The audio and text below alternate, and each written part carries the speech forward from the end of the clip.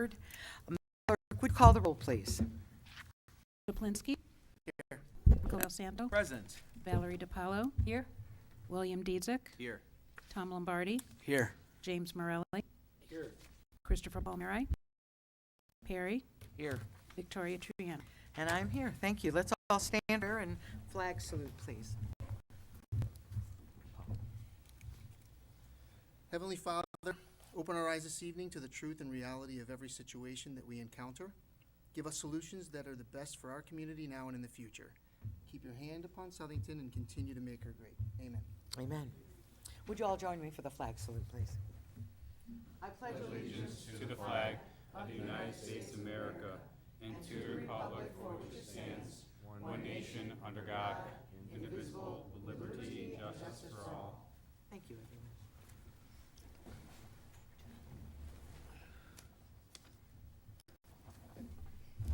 Okay. We're going to get right into our agenda. We are very fortunate to have Michelle Puzo here. She is. Minutes, Madam Chair. Oh, I'm so sorry. Look, Make a motion to approve the minutes first. yeah, I'll get it. Second.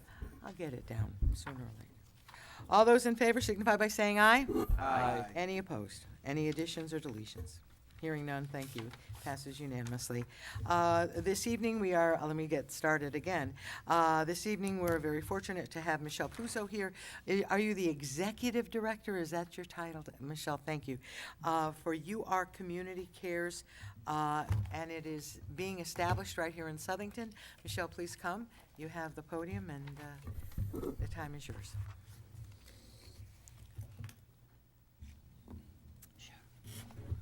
Thank you.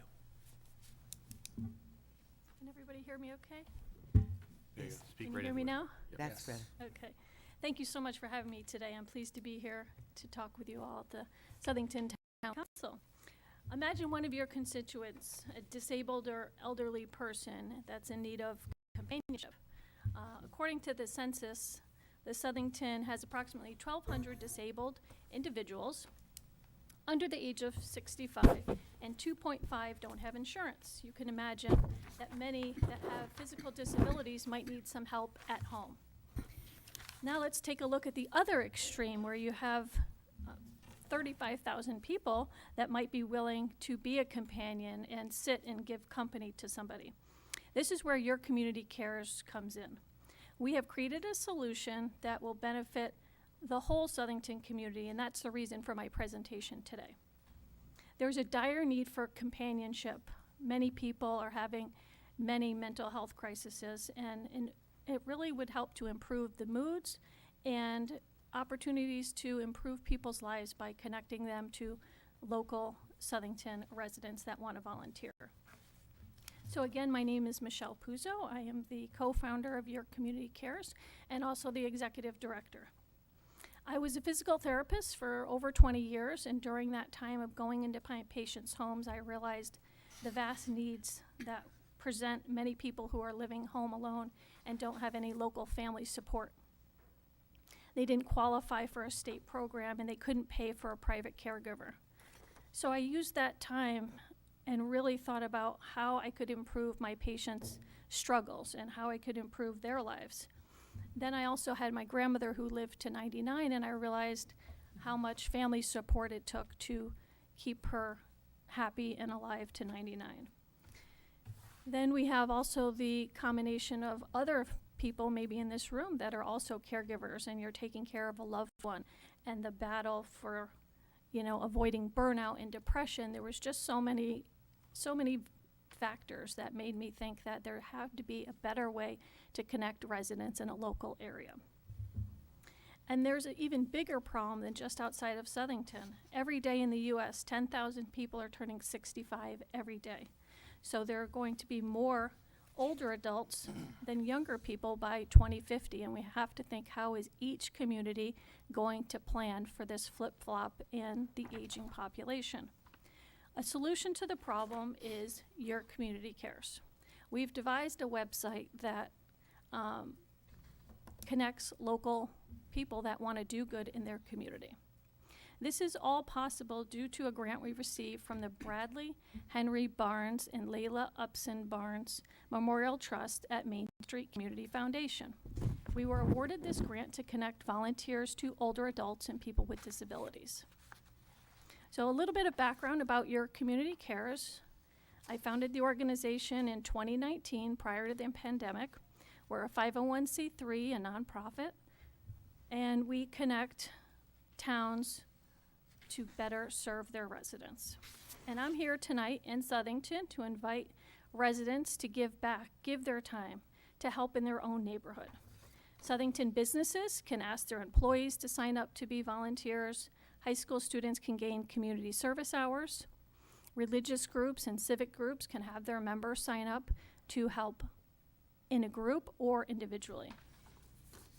Our website can help just an hour a week, an hour a month, whatever you can give to help somebody is really worth it for people that have some special needs. We also improve the ability to help with equity and inclusion for all residents in Southington. The social determinants of health are a major impact affecting people's health, well-being, and quality of life. And volunteers can help with those social determinants of health by providing transportation. We know that's a big missing piece of the landscape here. Volunteers can also bring food from the food pantry or a grocery store, or bring them to those places, or cook a meal for somebody. They can also help with technology, or if English is their second language, help them with English skills. We need Southington residents to take action and sign up to help their neighbors. They can help to fill in the gaps for those that can't afford private caregivers and don't qualify for state services. There are 4 main categories that people can help with. It's housework, yard work, transportation, and companionship. So in those 4 categories, the volunteer can decide what they'd like to do, and they can decide when they want to do it, and they pick the times that work for their schedule. So we've really made volunteering really easy. The people that we're serving are anyone over the age of 18 with a physical disability, or over the age of 70. So we're really targeting the older population and then anyone that's disabled over 18. And some people just need help running an errand. You know, many people have macular degeneration, or they can't drive for whatever reason, and they need some errand done around house. Or they might need some help with shoveling when they have mobility issues and they can't shovel and it gets too expensive to hire people. So we've automated the process of getting volunteers to go directly to somebody's house. And we saw also on the census that over 90% of the population in Southington have the internet. If they don't have the internet, they can also be signed up by one of our team members and call us. That's another way that people can get signed up. They could also get signed up through a trusted friend or a social worker on the website. And there's no charge to enroll due to Main Street Community Foundation funding. So there's no charge. There's no charge to have the services, and when you think about a private caregiver, that could be $30 an hour for somebody. It's a really big savings for people. Your Community Cares is also fully insured. All participants undergo a background check unless they are under the age of 18, then they need parental consent. And they only perform non-licensed services, so they're not going to be electricians and plumbers. They're not CNAs. They're not doing personal care. These are things that you and I could do. There's no trained work necessary. So it really helps to fill in the gaps for people that don't have other means to be paying for private caregivers. So we're not in competition with any town departments or businesses. We're an adjunct to what the town already has. So we're pleased that the Southington Police Department has listed us on their website, And my goal for 2023 is to try to create a pilot program similar to what we're doing in Clinton, where we're putting together the police department and social services and local nonprofits to really help get the word out, because that's what's needed is for Southington residents to hear about your community cares and then hopefully get involved and sign up. So I'm asking the town council to let your residents know about your community cares and how volunteers can sign up to help those in their community. We would like to collaborate and hoping to answer any questions anybody might have.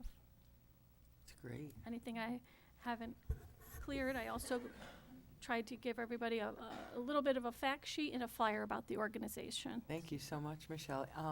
Town council members, you have, yes? Just a comment, this is wonderful. Have they been connected with the commission, with Yes, persons they with made disabilities? a full Just because obviously presentation. It was there's very there's a exciting, lot yeah. of overlap here, but one of the benefits is, like you mentioned, it's just synergy of bringing different communities together. Right.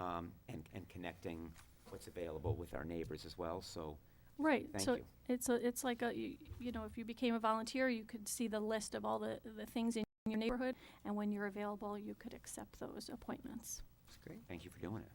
Anyone else? Val, sure. Hi, Michelle. How you doing?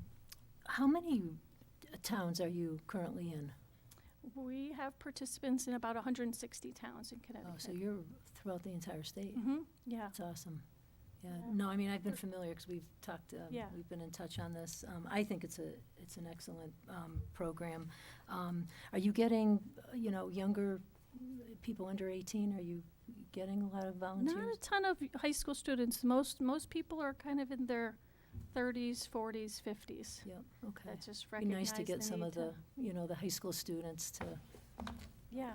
What I to work, maybe have somebody that's older to kind of, Absolutely, and we're targeting colleges and high schools, as well as the religious organizations. yeah, great. Thank you for doing this. Great. Anyone else have any questions for Michelle? All right, well, thank you very much for having me. Well, we're very happy that you could come and share this because, as I said, it was brought up at the Commission for Disabilities, and I know you are also on the Transportation Committee Mhm. and a few other places, so I do have one. go ahead, Tom, sure. Thank you, Michelle, for the presentation. I think it's, at our last meeting, we also had a presentation from another company that does, Yep. matches people up with, it's a database. Have you, maybe Yes. that would be a good connection for you, because it seems like both of your products would work pretty nicely together. Yes, we're working together. Yep, That's great. thank you for mentioning that. Terrific. And we're also bringing, once a month, I'm bringing food down from Manchester to Bread for Life to help with the food insecurities here in Southington as well. So also going to the stakeholders meeting and really trying to work with the transportation and really trying to help any way we can to better serve the residents. It's wonderful. So Thank thank you you. so much. And for further information, could we perhaps get that on our website? We're just, Kathy and I were talking about if you would give us information through my office, town manager's office, what you'd want to see on our website, and I'll work with the clerk's office to get it on our platforms. We have Okay, 3 separate great. platforms. Thank you very much. Thank you Appreciate very that. much. Thanks, Michelle. And we also have one of our volunteers here today. I'm not sure if that's allowed, but Regina is one of our volunteers. If she Sure. wanted to give a little bit about her story with the Sure. organization. We know Regina. Come on, Regina.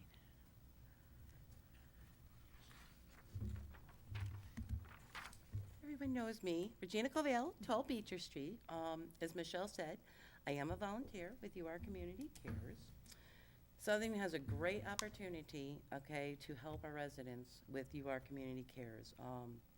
Everyone in this town, we gotta kind of stop thinking about just ourselves and help those that are in need in this town. If everyone, as she said, if everyone is capable of helping someone gave up 1 hour a month, we could help everyone that is in need in Southington. 1 hour in that. Like she said, you can visit someone, give them a ride somewhere, help them with chores. High school students, again, volunteer and they get some course, they need volunteer work.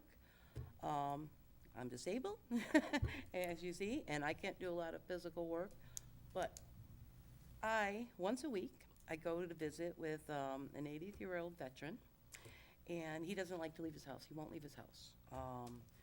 So not only does he enjoy the time that we spend, but I do too. It's amazing what you can learn about, not in the books history, but real life history from someone who has actually lived it. especially with him, he's him serving our country as a Navy veteran, in that he's no longer a member. He's my friend. This gentleman is my friend now. And as she mentioned, transportation, it's a big issue here. This can like really alleviate a lot of that, you know, and help people get rides that they need. Once a month, somebody needs a ride to the doctor's or grocery store, you know. So I'm asking the town council to spread the word, you know, about your community's cares, and remember, 1 hour make a big difference. Thank you, Regina, very nice. Thanks, Regina. And if anyone, you know, I can help too. So if anyone needs questions on the Excellent. computer or anything, I'm willing to help. Thank Okay? you so much, Okay. Regina, thank you. Very good. Well, let's move on then to item number 4, councilperson communication. Anyone like to speak a little bit on that? Yes, Chris? I got a couple things. First of all, I want to thank the chief. I had asked at the last meeting, reference to the article that was in the Record Journal Yes. about the Auto Crime Task Force, so this is a pretty detailed report of where we're at. So I want to thank the chief and his task force. If I could just maybe direct to the town manager, one other question. He mentions in here $35,000 grant. I would just want to make sure, is it the same? Because as on January 3rd in the article, the Cheshire Town Council approved the $35,000 grant. I'm assuming it's the same? This is the grant from, we received a grant from an insurance company, so I'm assuming it's the same one. Well, I don't have it the says- article in Cheshire, but The article reads, the Cheshire Town Council recently authorized the department to apply for a $35,000 state grant to focus on auto-related crimes. So, ours came from an insurance company. okay, so if there is additional funding is my point, and I don't, it's just, it could be coincidental that the dollar amount is the same, I don't know. But I'm wondering if we can just get follow-up No on problem. that. Because again, if there is state money, Sure, we're in a partnership with this collaboration, why not why not? reach out and That's right. and try to get some funds for our town. And then one other thing, I had the pleasure on Sunday, last Sunday, the day before Martin Luther King Day, to attend the First Baptist Church annual ceremony along with Councilman Apollo and Triano. And especially pleased to announce the names of the 2 students that were recognized. Their names were Mame Diop from Kennedy and Jack Denorfia from DePaulo. So they were recognized in front of the attendees that morning, but as I mentioned at the last meeting, the members of the church actually went out to both middle schools to recognize the students in front of their peers as well. So just a great ceremony, and of note, it was a 25th annual 27th annual, but 25th in person Yeah. ceremony, because the 2 years were done during the COVID years. So just thank you to them for hosting that. Quite inspiring, it was very good, I thought, yeah. Thank you. Who else? Madam Chair, I have something. Yes, Mike? So I don't want to steal any thunder from the corporate counsel. I was going to speak on it later. It's on the town attorney's spot with the Freedom of Information complaint that was placed against us last spring, I guess. Yep. So I just wanted to make sure that no details were missed. I've been following this very closely. So back in March 2022, Nathan Wilson, the former chair of the Southington Fire Commission, filed a, well, I see it, baseless Freedom of Information complaint against the town council, claiming that an illegal town council executive session was held in February of 2022. Come July, this town council received notice that a complaint was made by Wilson, and we were asked to take time to send all emails and/or messages pertaining to this toothless claim. In October, the state appointed an ombudsman to see if the town and the complainant could mediate to try to resolve this issue and avoid unnecessary taxpayer expenses and delays. The assistant town attorney, Paul Bedard, contacted Wilson on October 19th and offered mediation, and he replied he wasn't willing to do that, and he wanted to go forward with the Freedom of Information Commission hearing, which was set for November 9th. Town Council Chairwoman Triano and the town had to hire outside counsel, Attorney D'Onofrio, attended the hearing as they were required to do so. Wilson never bothered to show up for his own complaint, a complete waste of time, money, and town resources. After that, a second hearing was scheduled for 12/14, and Wilson again failed to attend. This mockery of town resources cost the town close to $3,200 to defend. I bring up these details tonight because appointments to various boards and commissions have been fairly contentious in our last few town council meetings. The character and integrity of certain appointments to very important town boards and commissions have been questioned. People behave like Wilson is the reason why we do this. It should be a privilege and an honor to serve on a board or commission in Southington. This is a place where I started my political career almost 24 years ago. But it also carries great responsibility. Wilson shows cowardice in his behavior since filing this silly complaint shows, and he knows it. I believe Wilson owns this town council, especially Chairwoman Triano, who actually took a day off from work to attend this hearing, and the hardworking taxpayers of the town of Southington an apology. I'm actually asking the town attorney and/or corporate counsel to look into possible financial recoupment of this payment from Wilson for sending us all on this wild goose chase and then not following through with his theories. He should truly be ashamed of himself. That's the way I feel about this. Thank you, Madam Chair. Okay, anybody else?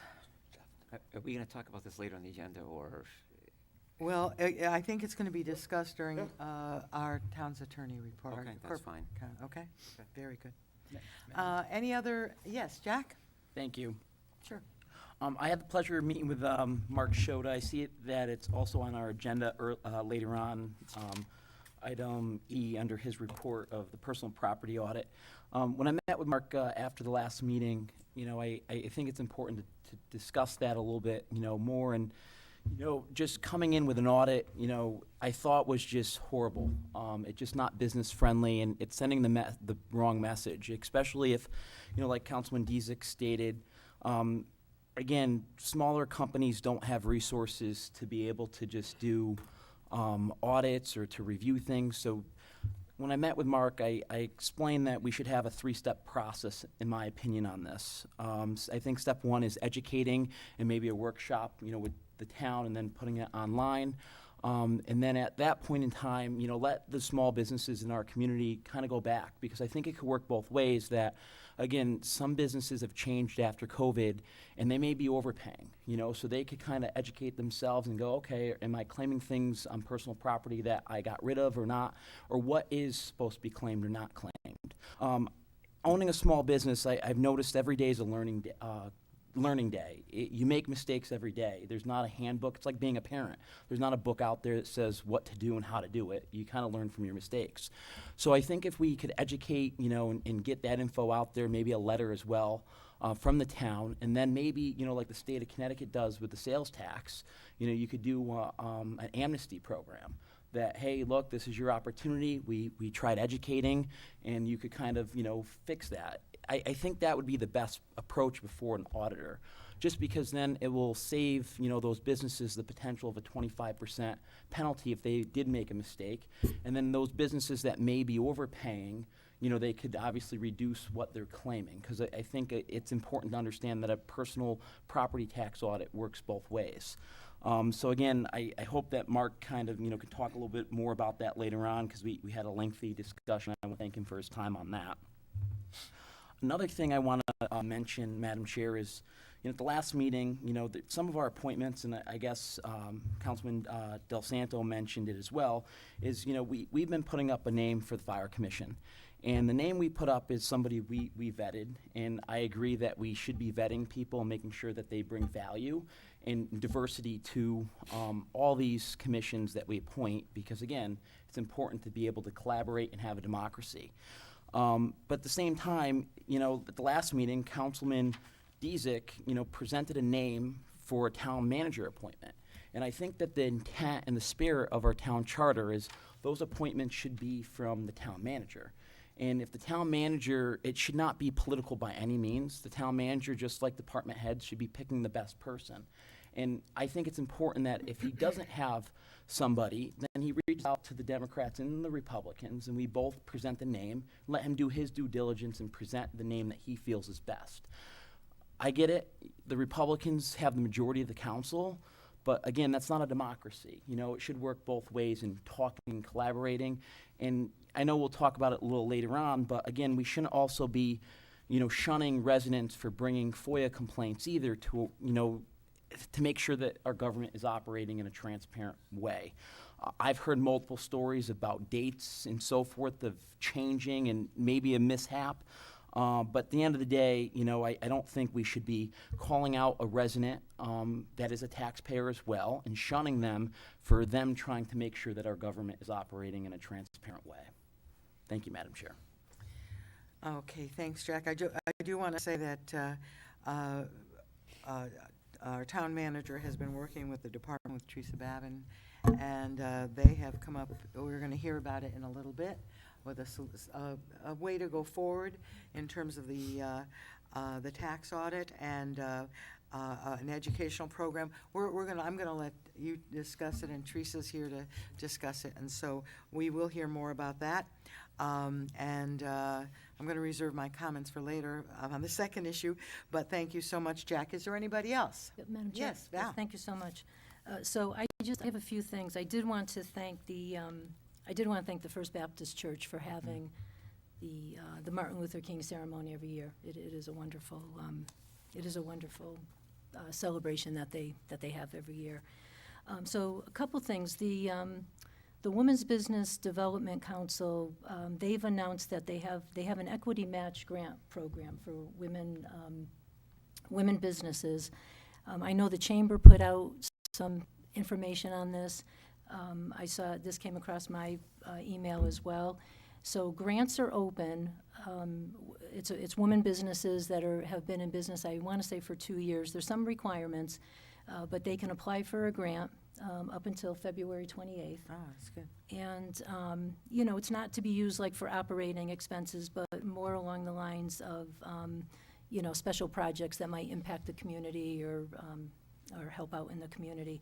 So just something really good for, you know, for our businesses that are struggling and, you know, specifically the women-owned businesses. May I ask, Val, before you go on, so if any woman would like to know more about it, they should contact the chamber? They can contact the chamber, because I saw it come across on the chamber's website as well. But it's basically Women's Business Development Council, and I went in, and they're a statewide council. Thank And you. It's Yeah, right very there on good. their website. Okay.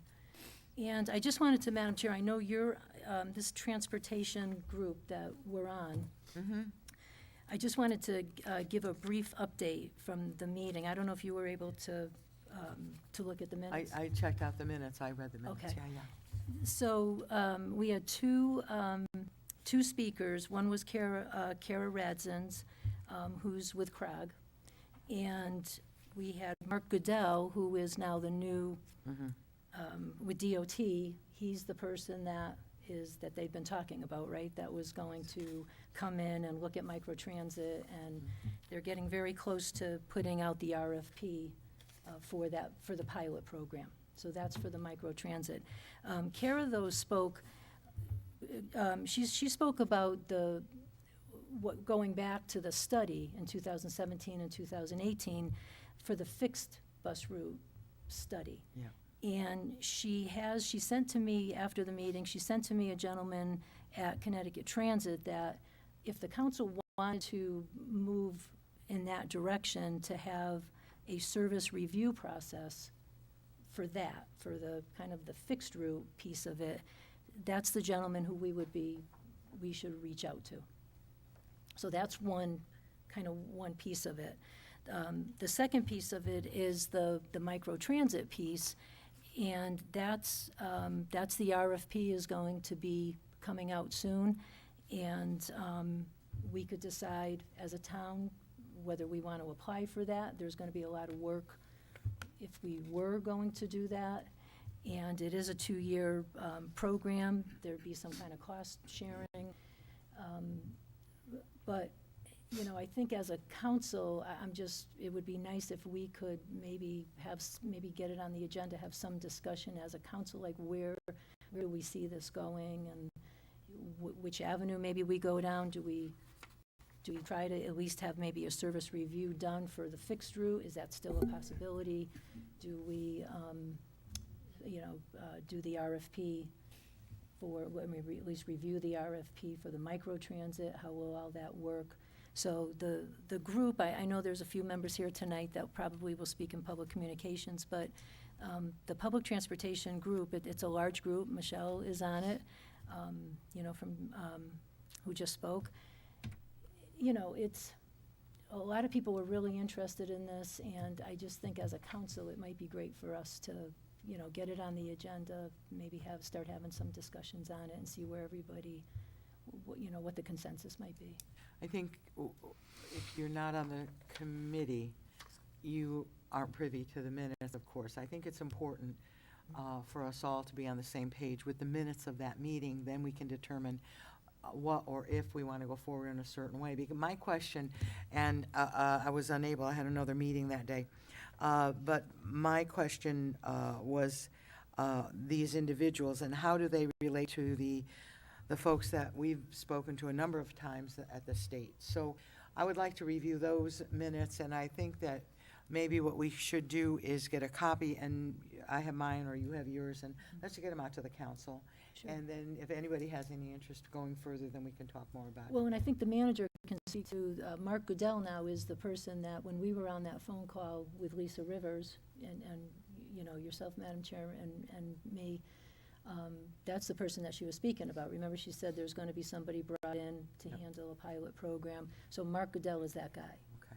So I would like to get copies of the minutes to all the, could we do that, please? Would you just get it to Sure, to the Kim, and council. then she'll get it out to us so that Yep. we're all talking about the same thing, and we can discuss it at another time. Thank you. Madam Chair, can I ask a question? Yeah. Hey, Val, just microtransit, can you just explain, is that a company, or is that like a broad sense, kind of like Lyft and Uber, where it's like an on-demand type situation, or? Right, so microtransit in a nutshell, like when they say microtransit, they're kind of talking about, smaller buses, let's say, with some technology. Like, is there an app Right. that somebody could? Instead of a route, it'd be on Instead demand? of a route, so it's not a fixed bus route. It's, anybody can call, and then they can get picked up, go where they need to go.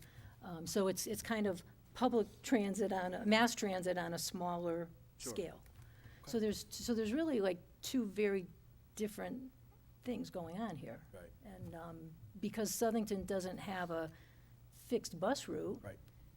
If we had a fixed bus route already, then the microtransit piece, we could hook into that for paratransit. Sure.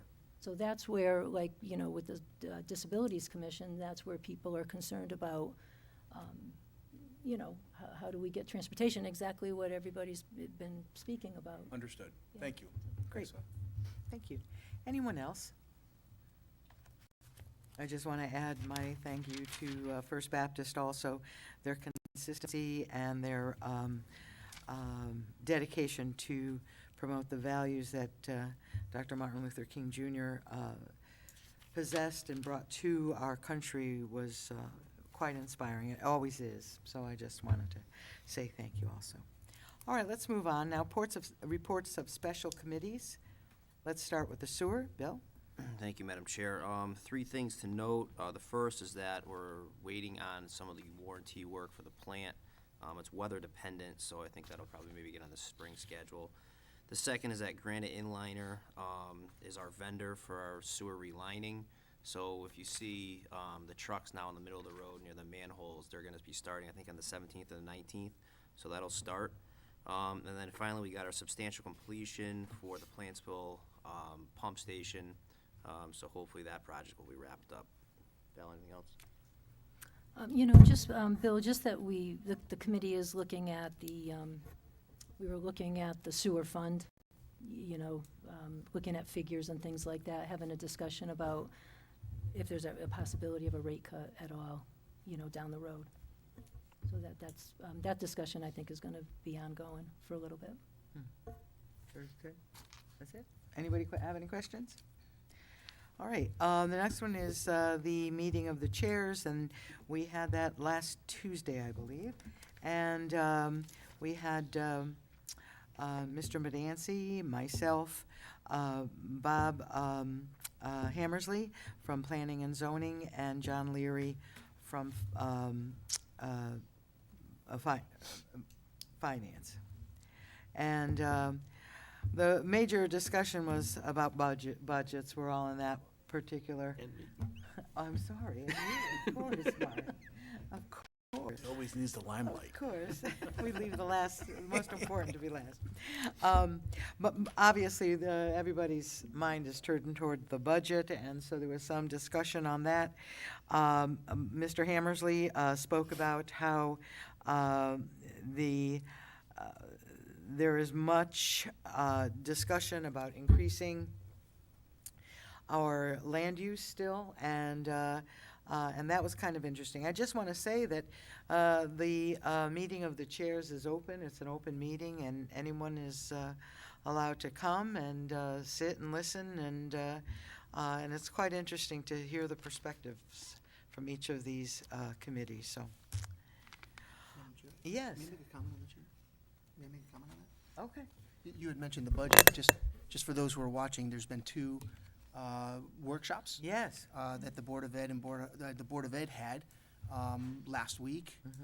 And now the superintendent has passed his proposal of a little north of 7%. The exact number, 7.3% or 6%? I believe. 7.6% increase. Reduced to 7.3. Change it, okay. That's right, they reduced it 0.3 at that meeting, they found some savings. So 7.3% budget increase to the Board of Ed budget alone. That is now in front of the Board of Education, and in the next week or so, the Board of Education. This Thursday, the Board of Ed takes it up and could possibly act on that. So anybody who's interested in the Board of Education budget may contact the elected Board of Education members and may attend the Board of Education meeting this upcoming Thursday here in the Municipal Center, correct? Okay, thank you. Yeah, very good. Any other discussion? Okay, moving on to the Apple Harvest Festival. Yes, thank you, Madam Chair. The Apple Harvest Committee met on Wednesday, January 18th, last week. We did review a few items.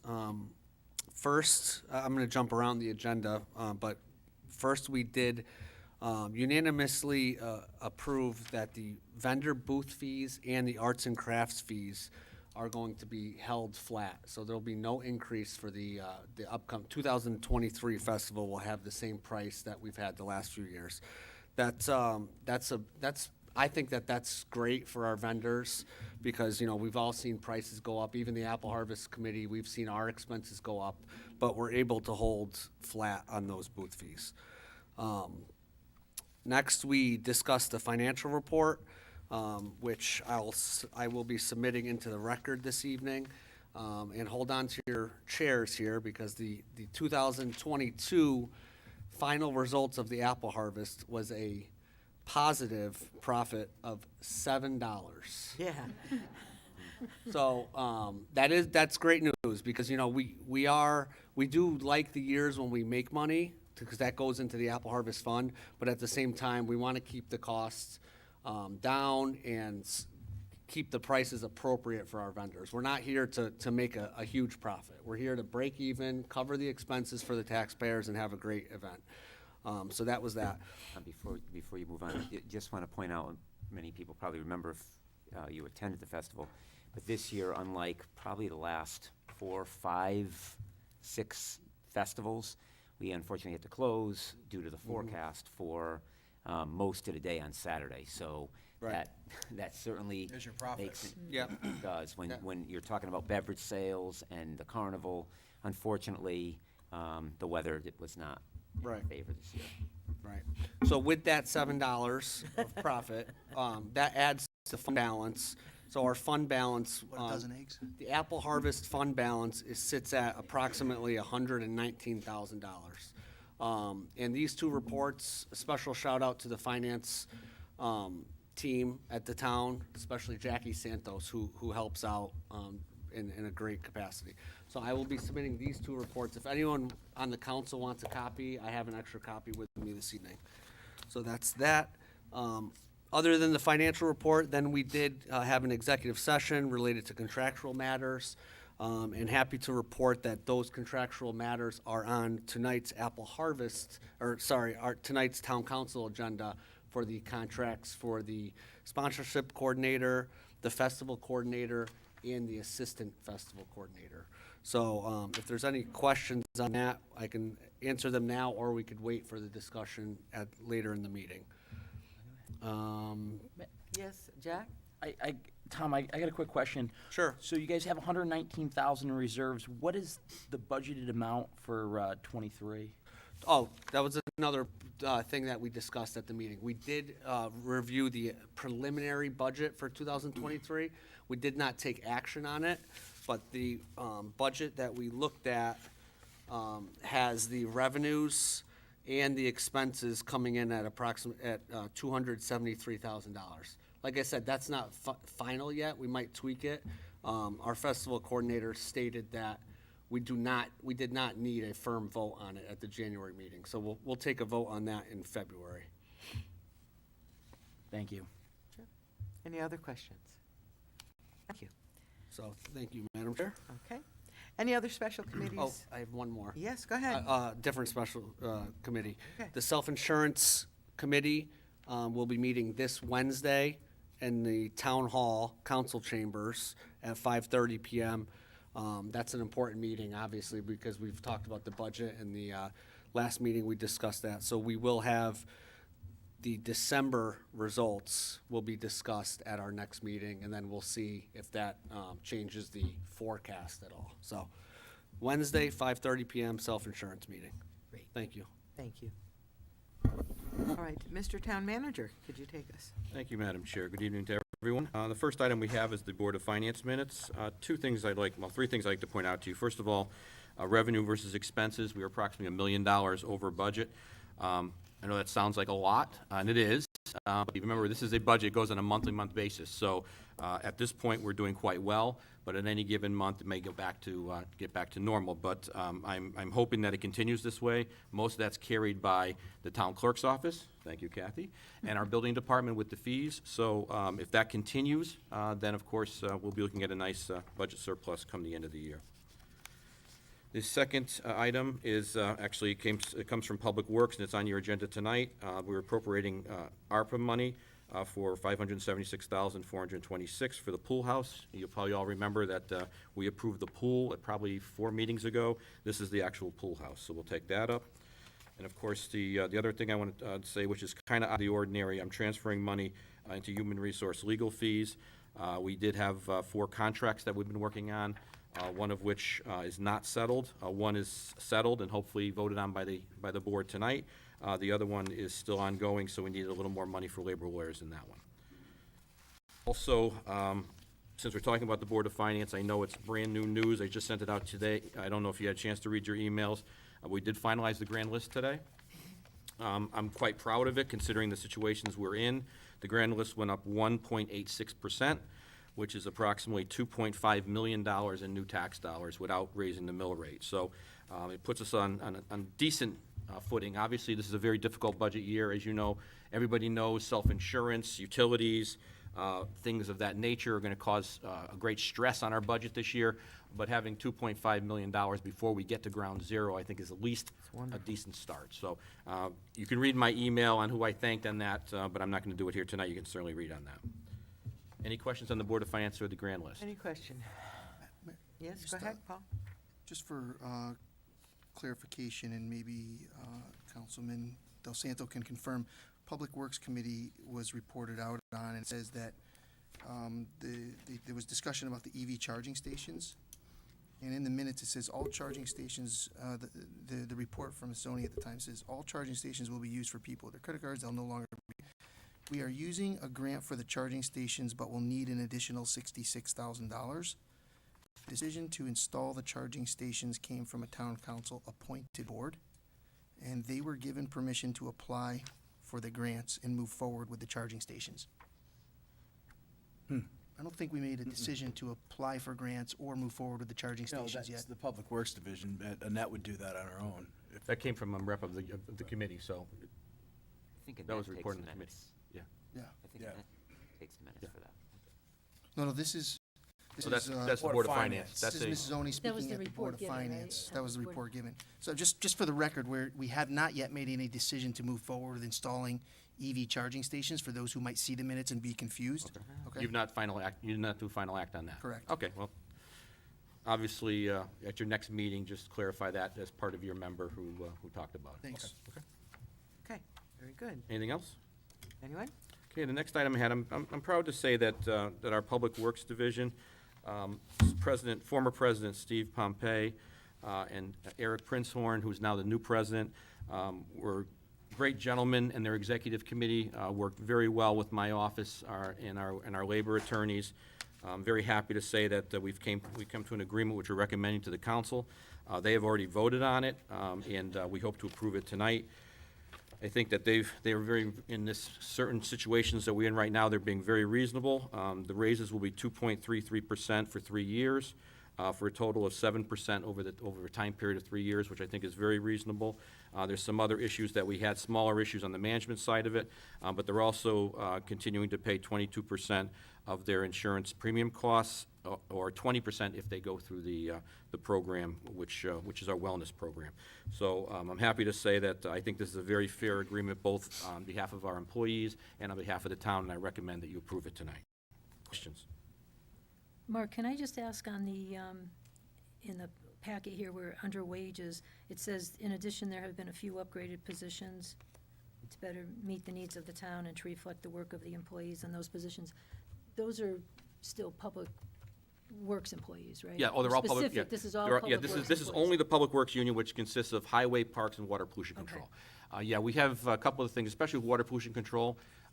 When they receive their certain permitting, we've upgraded a few of them because it's a very, well, I wouldn't know how to run the plant, but those guys have to get state licenses, so some of those areas. And of course, you saw that the on-call was raised. It was $200 for many years for being on-call over weekends, so we bumped that up a little bit, so I So think that's this. what that's referring to? Exactly. Okay, Yep. thank you.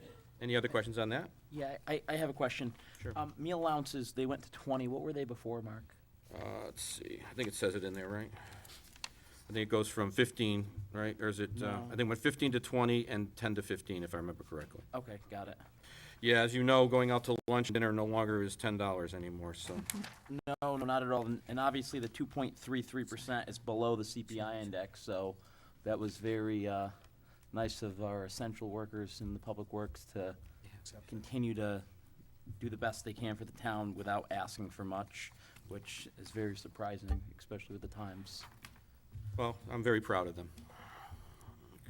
The next item we had, and I know Mr. Del Santo was up, not at this meeting, but the meeting before. This is where the pool house, as you know, as I said, we mentioned we agreed on the pool last time around. This is the Millennium Builders to build the pool house, which is going to include bathrooms, locker rooms, shower rooms, et cetera, for the total of $576,426, which includes a contingency. And as we talked about many, many times, this comes out of the ARPA funds. And I don't know if Mr. Del Santo wants to make any comment on that. I know you guys voted on that already. Yep, that's brought up last week. Any questions on that? Thank you. All set? Go ahead. Next item I have is a grant, and we have the chief here.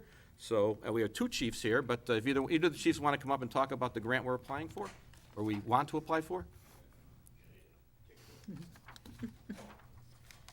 And while they're coming up, Chief, I'm sorry, I'm going to interrupt you with another chief, because he's obviously listening, Mr. Palmieri's question, and his answer is, let's see, we did receive money from the insurance company, plus we received the $35,000 grant from the state. Oh, So they already excellent. received both. Okay, great. So obviously, you know, Thank you, the chief is watching us. He's always watching. So good evening. We're coming before you to request an approval for an AFG grant. It's Assistance to Firefighters Grant funded program. You've seen this come up before for these types of programs as well. It just got approval from the Board of Fire Commissioners at the meeting last Thursday.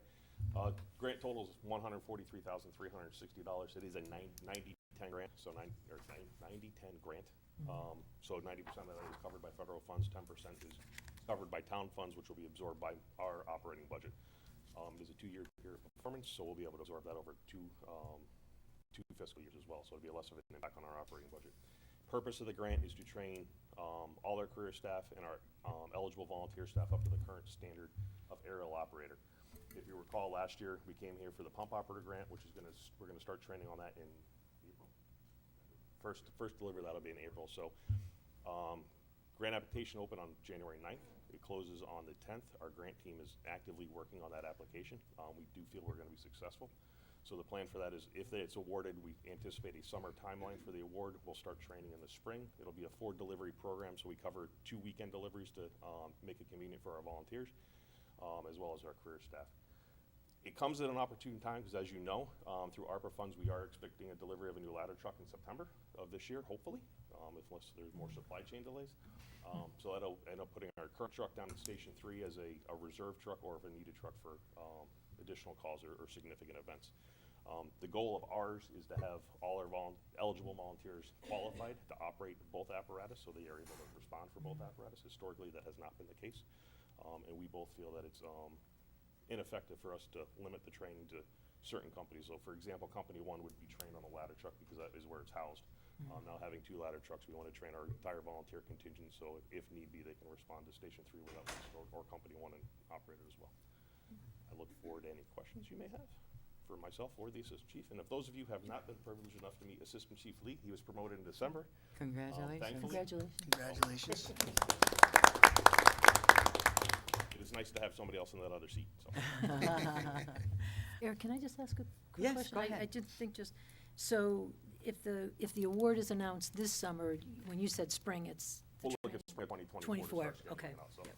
We want to get through our pump operator grant. Our plan is to get through the pump operator grant this spring. It may Yep. trickle into the fall, so we Right. don't want to piggyback on it too much. Right. Plus, obviously with the aerial flying, you got to watch the weather, be weather dependent, so. Right, okay. Sounds like a great situation. Fantastic program. Six days, 48 hours, very intensive training, so. Yeah, I think it's excellent. Yes, anybody? Chief, I have a question for you. So, will this be a class of firefighters that you're going to bring in together to become certified in this? Correct. Yeah, So- we'll schedule the career staff. Again, the 2 deliveries on the weekends to make it more convenient for the volunteers. However, if I have volunteers that are available Monday through Friday during the day to attend the training as well, I would encourage a blended class. So it's a 6-day, 48-hour program. It's a majority of classroom, probably 3 days of classroom and 3 days of practical on-hand skills out on the road in Southington with the 2 ladder trucks, doing various point objectives and items like that. So.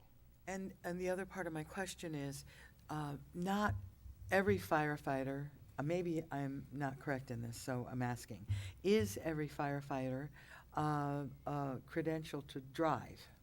Don't they have to be able We just to? did a program in the fall where we just credentialed four new volunteers to drive. Okay. We've accelerated that program. Historically, volunteers weren't able to be certified to drive until they had 3 years with the department. We found that Chief Paul, prior to myself as well as Chief Lee, we found that to be a little ridiculous for the most part when I have volunteers in the station that aren't qualified to drive. So we've accelerated that program in order to get them to drive. So in order to attend this program, they have to be Firefighter 1 certified and have either the CDL A or B or their 2Q endorsement operating. That was why I apparatus. was So asking as we that. get new volunteers in, we get them through the Get them 2Q going. endorsement, which our volunteers manage. We'll have more people that actually attend the class. So. Excellent, wonderful. That's it for me. Anybody Thank you, else? Chief. No, thank you so much. Thank you, Chief. Appreciate it. Lastly, under my report, we started discussing this already, but I think over the last 2 weeks, I had at least 4 either meetings or conversations with 4 different members of the town council on this issue. Myself and the director probably met 3 or 4 times on this issue. We want to make sure that, obviously, business-friendly is important to us, but also being responsible to the rest of the taxpayers are important to us. So after hearing all your inputs from at least 4 of you, I think 5 of you now, the inputs, then we met to do a final recommendation to the council, although we don't need the council's approval for it. We're just going to go forward on this part of it. But we have our director here. So, Teresa, if you want to come up and talk about what we hope to do. Thank you. Hello. I am still Teresa Babin, Director of Assessment and Revenue for the Town of Southington. I do have a couple of points I'd like to reiterate. As you know, I was here 2 weeks ago at the last council meeting of January 9th, and And I did hear some comments this evening that I kind of had to write notes so I wouldn't forget what I wanted to say. But to your comment about amnesty, it's a statutory thing. So we don't have statutory authority to offer amnesty. The statutes actually say when assets are discovered that have been omitted, the assessor shall add a 25% penalty. So it's nothing that we can mess Can't around waive with. it. No. Can't. And if you want statutes changed, we need to contact our state legislators. We tell taxpayers that all the time on the residential side. And that's literally the only place we can go in order to get statutes changed. So I want to bring that to your attention also. And the not ensuring the business community is assessed correctly only puts an additional unfair burden on the residential taxpayers of this town. And as I mentioned, the audit process is a statutorily expressed tool utilized by assessors statewide. I kind of take issue with the feeling I get when I hear you talk about not being business friendly. And I think that if every one of these council members asked business owners that you know that are in your circle of acquaintances, you will find somebody that has been positively affected by the assessor's office and the tax collector's office.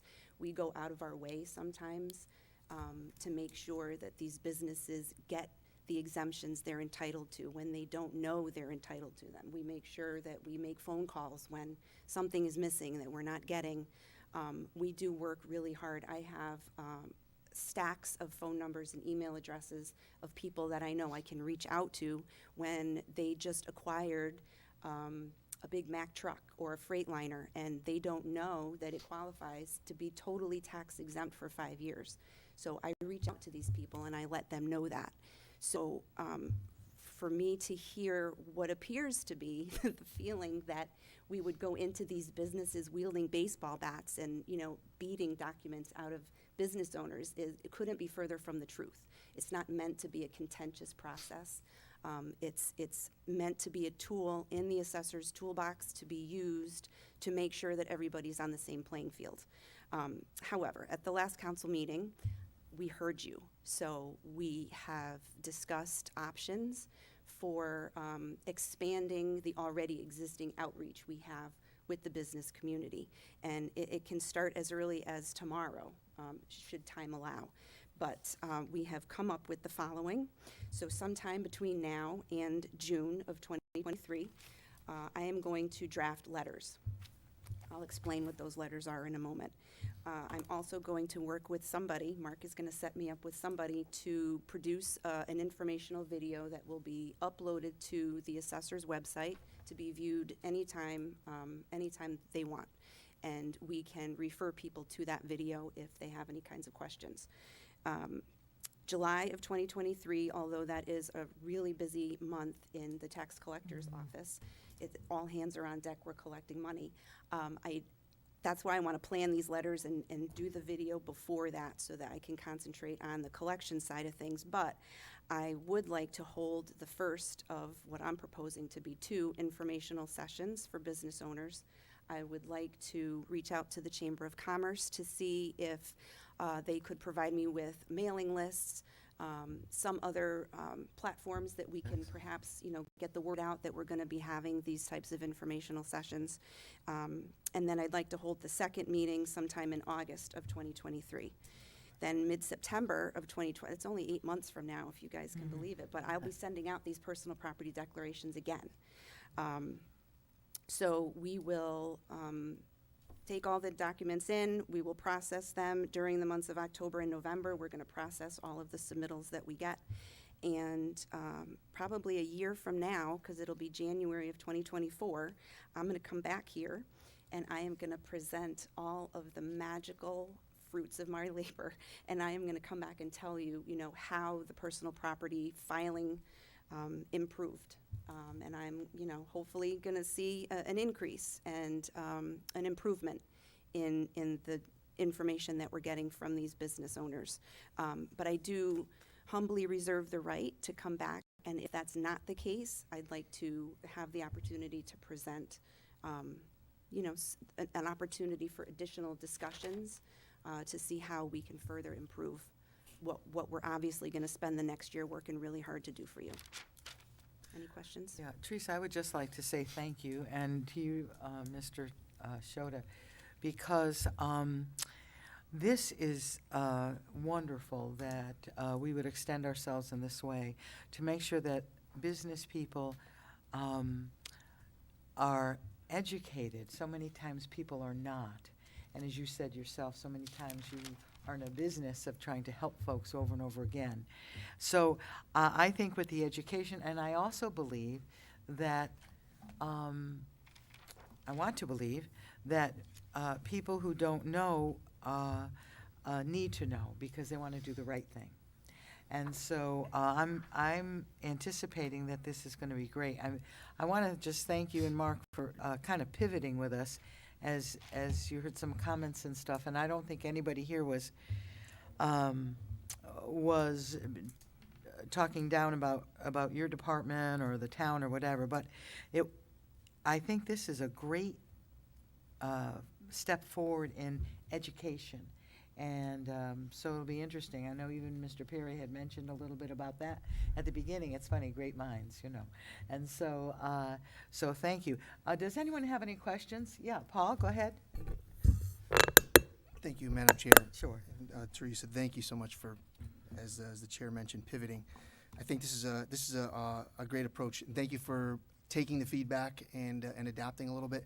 I was doing some of the calculations in my head, and I think when we heard last time the proposal from the third-party consultant, there was something like $3 million that was potentially in play. I think it was closer to 2. 2 million. Okay, so $2 million, good. That makes my story even better, because I was thinking about, in the discussion, I had a follow-up with the town manager after the last meeting, and we were noodling around, the possible scenarios. He was informing me of some of the things that you talked about, and he had mentioned that there's still several hundred businesses that may be in play who haven't filed. That means they haven't filed at all. And those were not part of the ones that you were originally looking at as part of auditing. The audit was really looking at people who had filed and had a certain threshold that they had disclosed on. And when I think about the last proposal, and we were going to give up some revenue to use the outside service, and then hearing having the discussion with Mark and hearing some of the ideas, we were talking about if we just sent 700 letters out, right, or 600, however many there are, say 700 businesses that haven't filed. One of the questions that I asked Mark, I said, in your professional opinion and in yours and your discussions with Teresa, do you think that there's, is there, and I knew the answer to this question, but I said, do you think that people are purposely avoiding? And he said, no. Like you said, most of what's happening is lack of understanding, and he said, if we can inform in a easy way and get it out quickly, we probably can get a lot of low-hanging fruit.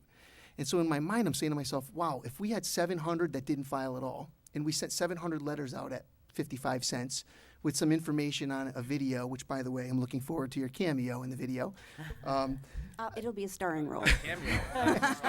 Starring role, sounds good. You'll be it, right, But Teresa? if 300 of them, if less than 50% come back and they file and they say, hey, I have 10,000 in assets, right, which was below the threshold that you originally were targeting, that's $3 million.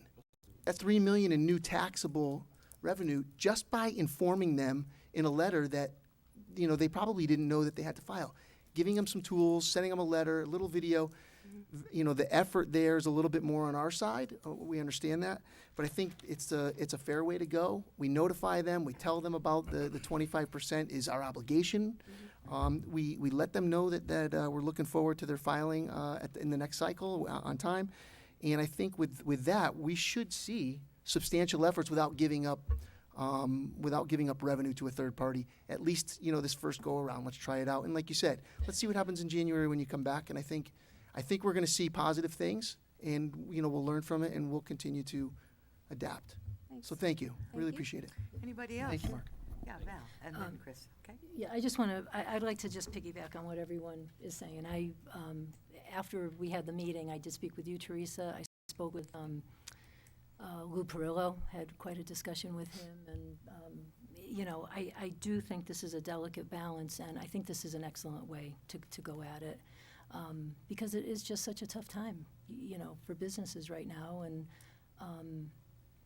I think if we can educate them and, you know, kind of level the playing field in that regard, because I think what could have happened with the audits, you know, the threshold was the 50,000 in gross assessment, right? So that knocked out maybe 1,800 or so, 1,900 of the smaller businesses that we were nervous about. Right.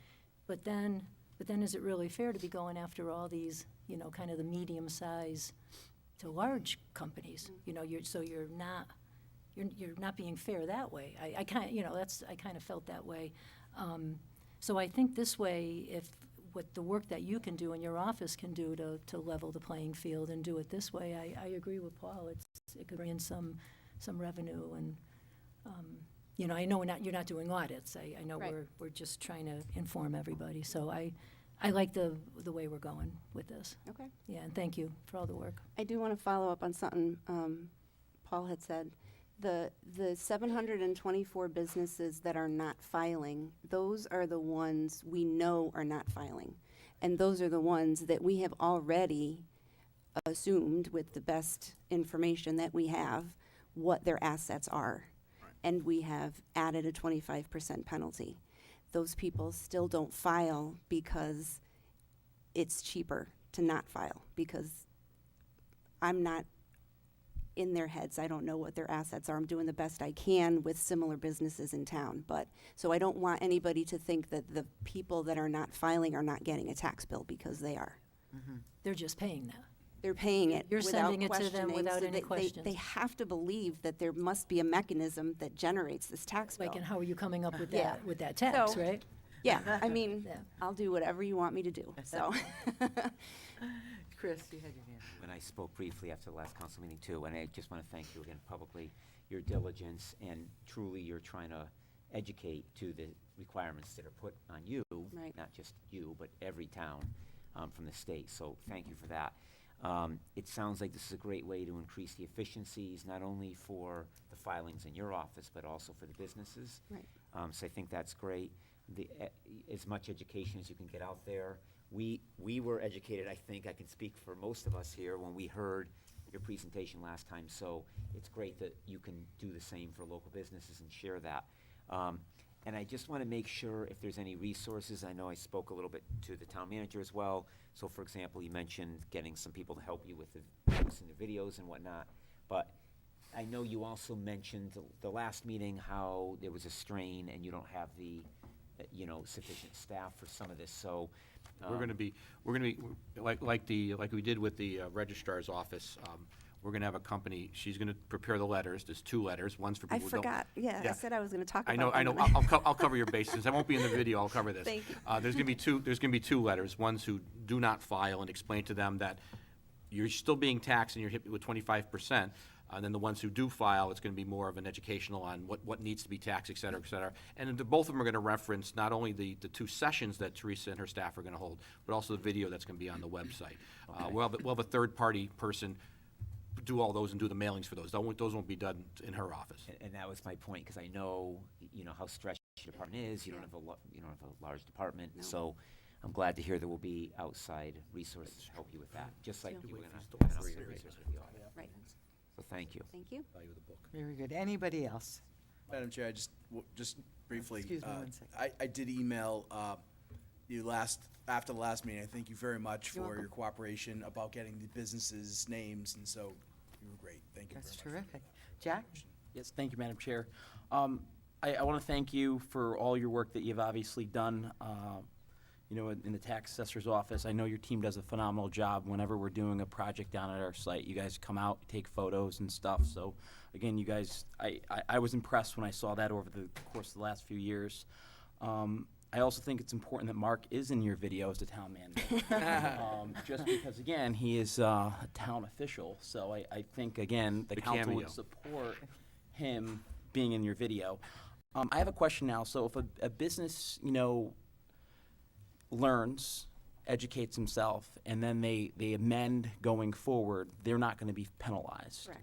So that's pretty much almost like an amnesty, where they could just, again, just alter or change what they've been doing. Yeah, going forward, that's the same thing that happens now. If somebody, let's say somebody they filed 2 years ago, last year they didn't file for whatever reason, next year they do file, so there's no more penalty, and we are, instead of using our numbers, we're gonna use what they declare, because that's what the declaration is for. Yeah. Again, your team does, I think, a phenomenal job, and I think it's hard, especially when there's businesses aren't filing or businesses that have equipment in town doing jobs, and then obviously they're not reporting it, and it makes it hard for you guys. So I don't know how you get them to kind of, construction companies, big excavators and stuff. Sometimes there's lengthy projects that those equipments are stored in our town, so I don't know how you guys handle those. But again, that may be something else to just make sure that, we're being fair on. There is actually a situs rule for that exact situation, so the equipment has to be in Southington for 3 months closest to the assessment date of October 1st without going over. So if it was there June, July, and August, then that would qualify, and we would be able to get that equipment here. But that's something that we need to be going out and looking and finding and discovering. Yeah. So, and we do that. Thank you for the town vehicle that we have the ability to drive. That helps with that endeavor. Gas is expensive. Well, Gas is thank getting you. expensive. Yeah. All set? Everybody all set? Teresa, thank you so much. Thank you. Mr. Town Manager. That's all I have. Is there Madam anything Chair. else? Okay, we're all set. Thank you so much. Town Attorney's Report, that's the FOIA complaint is noted. All right, thank you, Madam Chairwoman. Attorney Martaccio and Mr. Shota told me that there was an expectation that there was a briefing on FOIA complaint. I will give that briefing tonight, and I gave everybody in the town council a packet and an overview of the documentation on that earlier last week. I heard some language or some discussion regarding recoupment of fees and costs to the complainant. I'm going to ask that goes to Attorney Martaccio, because it's clear to me that this is becoming a little political, so I'm going to try to stay clear of that. But there is one thing I do want to address, and I'm so happy that we did it this way. There was someone asked for accounting of fees and costs, and you'll see there's 3 attorneys who had to be involved in this. I was involved, Attorney Bedard was involved, and Attorney Jeff D'Onofrio was involved. The reason being was when it became clear to Attorney Bedard that this wasn't going to be a mediation or a sit-down and it was going to be a full court press, I sat down with Mr. Shota and I talked to Attorney Bedard, and we decided it was best for both sides of the aisle, as well as Attorney Bedard and Mr. Shota, to send this out to an out-of-town lawyer who works in municipal law, just because there's never going to be a question of who is representing who and who does this person control. Is he a political appointee? Is she a political appointee? So when you see that the dollar signs there for that breakdown, that is the reason why. It didn't increase the cost at all, because we actually got lucky because Attorney Bedard and I worked for a much lower rate. So we got a lot of the work done ahead of time at a lower rate, so it actually is lower than it would have been if we sent it out initially. But that being said, more than happy to answer any factual questions about the complaint. Can I ask a quick yes, procedural question? Is it a final judgment yet? It's a final determination. However, there's a 45-day appeal period to the Superior Court, which would be limited to the record. And the record, to be frank, is a failure of prosecution. So there is nothing except administrative findings. There's no evidence submitted. So there's still time to. There is 45 days from the date of the decision, which was December 14th. About a week. About a week or so. 2 weeks. Or yeah, a week. To file in the Superior Court. And that would be done in New Britain. They're head of all administrative agency appeals. Okay. Anybody else? Chris? Can I just ask a question? In one of the documents you shared, it states the complaint is dismissed for failure to prosecute. Is that because he didn't appear, so it wasn't vetted? Or was it just because there was no merit to? So the complaint wasn't, it wasn't decided on merits, because the complainant never brought anything Right. forward. So yes, it was not on the merits. Okay. It was just a failure to show up and present a case. Right, so had the complainant attended, it would have been heard on its merits, but it wasn't heard on its merits. Absolutely. Yep. Okay. I just want to make sure that point's clear, and, you know, for any of us, it's a little disturbing to have someone disparaged for trying to do what they felt was in the best interest of the town, especially when they're not present. So I just think we should be very careful with comments we make that are disparaging to other residents in town. Madam Chair, Yes. I will shun anybody that files the Freedom of Information Act and doesn't follow through with it after saying that they're going to follow through with it and waste the town's money and the taxpayers' money and the resources of this town. Every single time, I will shun them on the record if they're not going to follow through. You can take that to the bank, as long as I'm serving up here. We gave him an opportunity to mediate this. He said, nope, I'm going forward with it, and then doesn't show.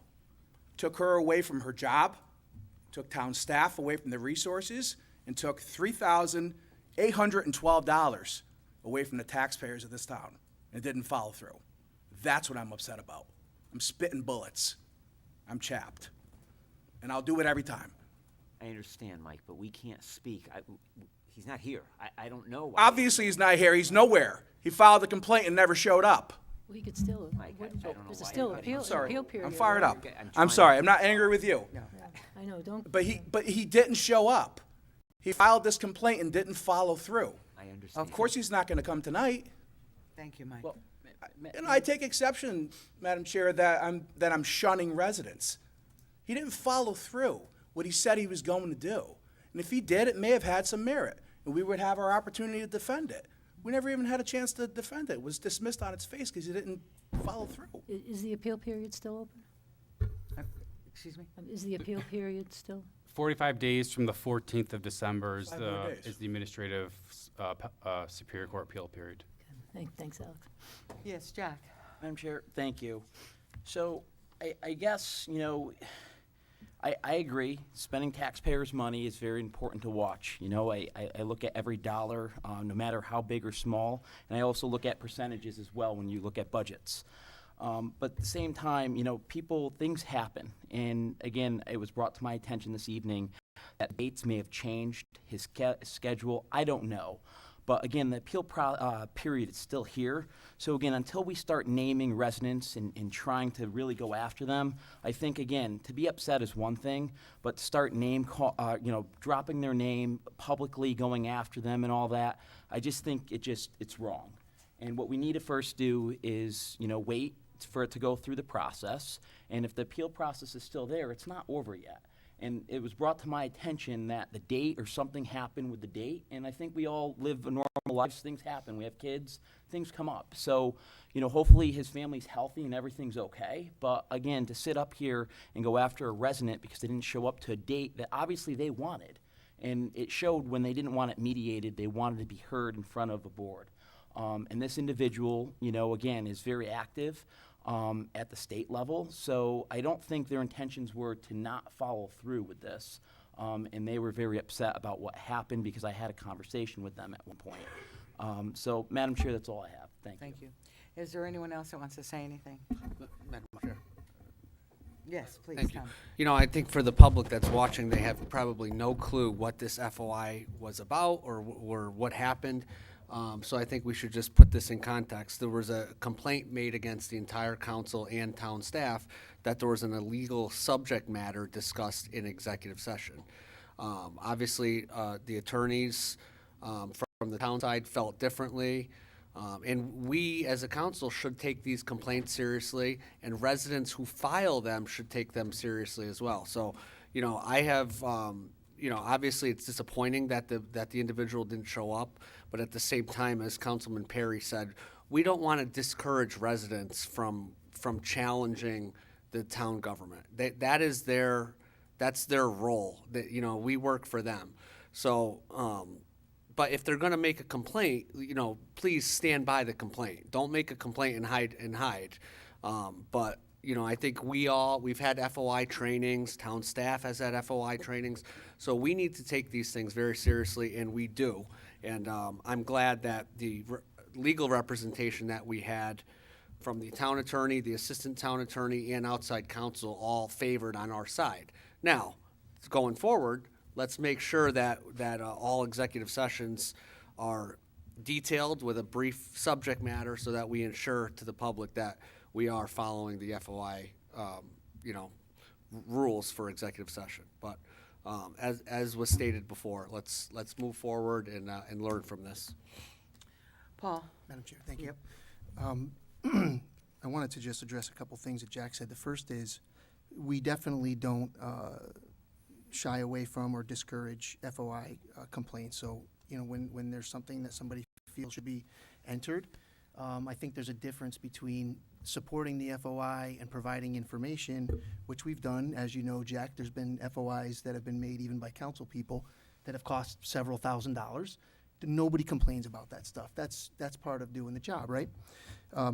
However, when it goes a step further and there's a complaint, you know, we have to expend taxpayers' dollars to defend ourselves.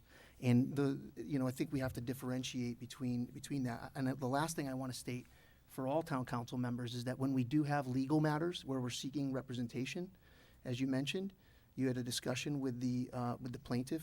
None of us should be discussing legal matters, especially with the other side. So please, I want to make sure, especially as we're still in the appeals period, nobody should be having any discussions with anybody who has a suit or has a complaint against the town where we have legal representation. Because we are all being represented in this case as a town council. We have to be careful of that. So I just want to make sure, Madam Chair, it's clear to the entire council. It's all the way through the appeals period, no town council member should be talking with a party that is subject to we're subpoenaed to the courts. That's correct. Thank you. Madam Chair? Yes? Just one last thing. So with that being stated, I got a call the following day from Nate Wilson, and it was from an email that was sent from Mark LaJoy that joined us in executive session, and it was about... Madam Chair, time out. We are in a legal proceedings, appeals. I object to the discussion on this topic any further, Madam Chair. I agree. I'm going to ask the legal counsel to please intercede. If I was the town attorney, I would highly recommend no discussion on the merits on the case, but I'm not the town attorney. But that's just my suggestion to everybody. So, Madam Chair, may I ask a question? I'm sorry, Jack, are you done? Yes, thank you. First, let me apologize for my outburst earlier. I get upset and I get fired up. I wasn't angry with you, Chris, or Val, or Jack, or anyone here, but this whole thing just makes me angry. Can you just talk a little bit about what is appealable at this point? Because the failure to prosecution has already come through. You had said administrative stuff can be appealed upon. The record. The record. So the record of the hearing. Okay. That's appealable. Correct. And there was no hearing because the complainant didn't appear. Nor did he call. I was Twice. there. There were two hearings, correct. Yeah. Twice. Yeah.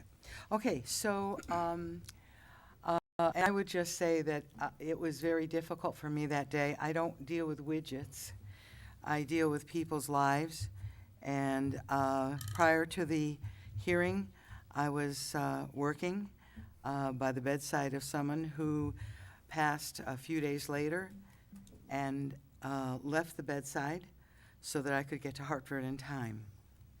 And so I felt it was egregious with no call, no show. And the day that I was there, the hearing officer stated that on the record. So I just wanted to get that out there because I agree, I don't want to discuss anything. I think we've all said it. I just wanted to, I was there, so I felt I needed to make a statement. But if everybody's okay, can we move on now? Is that all right? Okay, very good. Thank you, everybody, for that, for listening and all that. So we're going to go to public communications. If you have anything to address the council with, please come up, give your name and address, and we're willing to listen.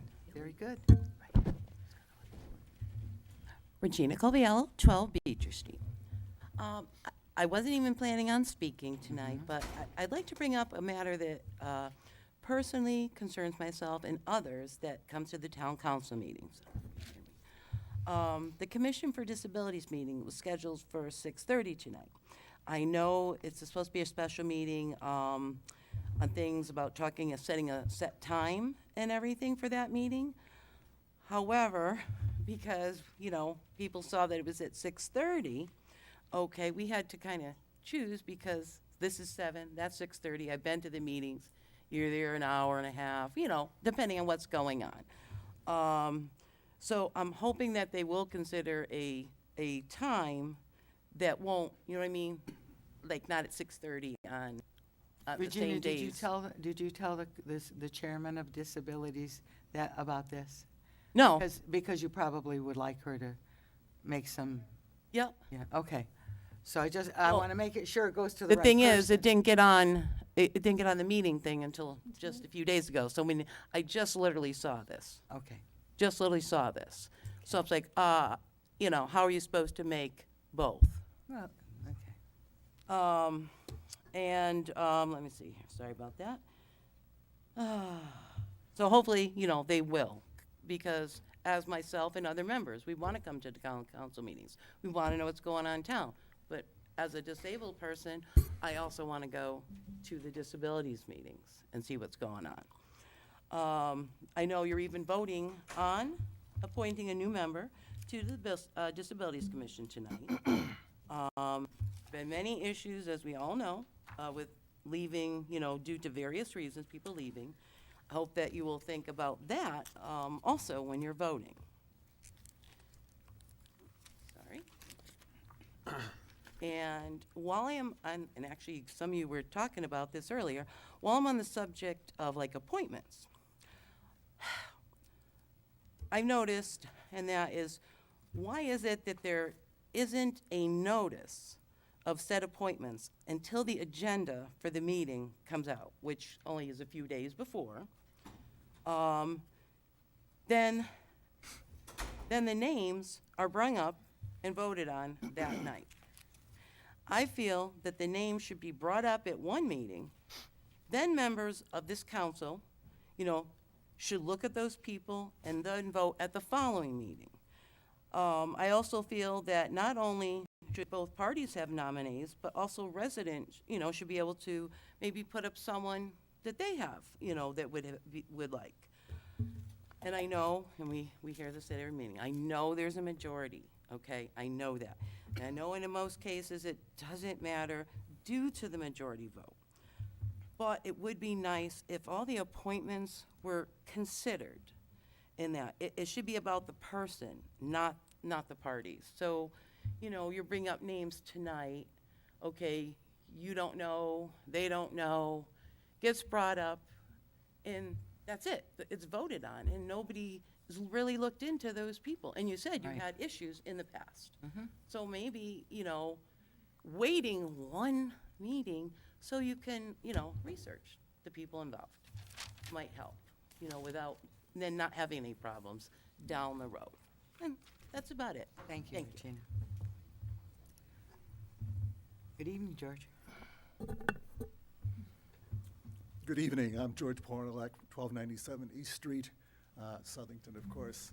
Over the past decade, I've spoken before this group on numerous occasions about the issue of restoration of bus service in the town of Southington. Most of those presentations were when I was a past member of the Commission on Disabilities. As you all know, the Capital Region Council of Governments in the state of Connecticut did a study in 2018. It was mostly inspired by the work of the Commission on Disabilities. And they concluded that the restoration of bus service in town was needed and was cost neutral. And those recommendations, we had a presentation a week or so ago from Kara Ratzenser-Krag, and she indicated that the recommendations are still valid, they're still endorsed and are part of the regional plan in Southington as part of the capital region. And my original interest as a Disability Commission member was to try to get paratransit service restored. But paratransit is one little piece of the transportation equation. As a member of this new group that we formed on transportation, we've come to see that it's whole bunches of things that are solved by having a fixed bus route in town. And we've heard a lot of talk about, Southington is a transit, they call it a transit desert. We really can't get from Southington to other places easily. And we stand alone in the nation. The previous town manager said we're the only town in the nation that of our size without a fixed bus route. And a bus route would reduce traffic, reduce pollution, allow for transit-oriented development. Towns all around the state are embracing transit-oriented development. It's a nationwide type of thing. We have no transit, so we can't, develop around our transit system. And we've heard a lot of talk, and it came up before, about microtransit. The state has hired a new microtransit planner, Mark Gooddale, and he spoke before our group the other day. And he stated something that I've been saying for a long time, that microtransit is not an alternative to a fixed bus route. It's a piece of the equation. It's the first mile and the last mile. So microtransit is valid. It's an Uber, a bus that's an Uber type of thing, but it's only a piece of the equation. They're doing the study. The RFP will be released shortly, and certainly he indicated that strongly, that it's only a piece of the puzzle. It's not a solution. The fixed bus route is a solution. I'm not sure when Southington adopted the slogan "City of Progress." I've tried to figure that out. It goes way, way, way back. The old Southington newspaper had it in its banner, and I've seen copies of that go back into the 40s when they say City of Progress. When it comes to bus service, we haven't made any progress in almost 6 decades now. So I would urge you to aggressively pursue the development and the adoption of bus service for the town of Southington. The state did a great study. It's cost neutral. It will help the town in so many different ways. So let's live up to the slogan, the City of Progress. Thank you for your time. Thank you, George. Appreciate it.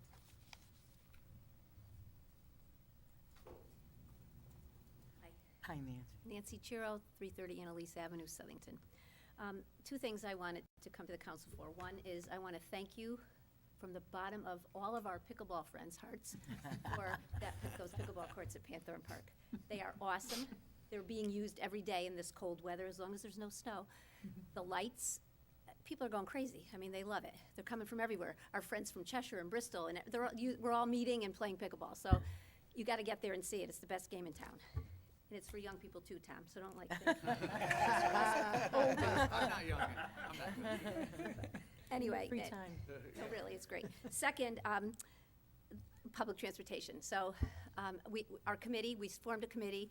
We're still working. There are 19 community organizations on the committee, about 25 people that we serve on the committee. I know Vic and Val are both part of our committee. We are surveying businesses. I don't know if you've seen the QR code in our citizen that the chamber has put in. It's surveying businesses. We're surveying people. We're still working. We're still asking for your support, and I think the next step, as Kara had mentioned to us at the last meeting, is a service review. Val, you mentioned it, I think, when you talked. A service review would just be the next thing you do just to see what are the routes. I remember John Barry saying a long time ago, what would the routes be? What routes? So that would be the service review. The state would just come in, no commitment yet from us, just to say, this would be the route. Where would the bus stops be? And they would work with the police department and figure out the bus stops. That's just the next step, and I urge you to ask that, because she said ridership is up. I know we met in January of 21, ridership was, or 22? Very down. Last year. It was down, very down. She said it's back up to capacity, if not pre-COVID, but not fast track, because people aren't going into Hartford like they were before, but the local residents and all the towns are using it. So we gotta just service review. Think that, and please ask for it. We need it. And that's it. I think you spoke about the RFPs coming out. We'll be able to give you a whole presentation, because we said, Mark, would you come in and talk about microtransit? Because I know, like you said, Michael, that microtransit I know Mike Riccio likes microtransit too. He's talked about it. But it does require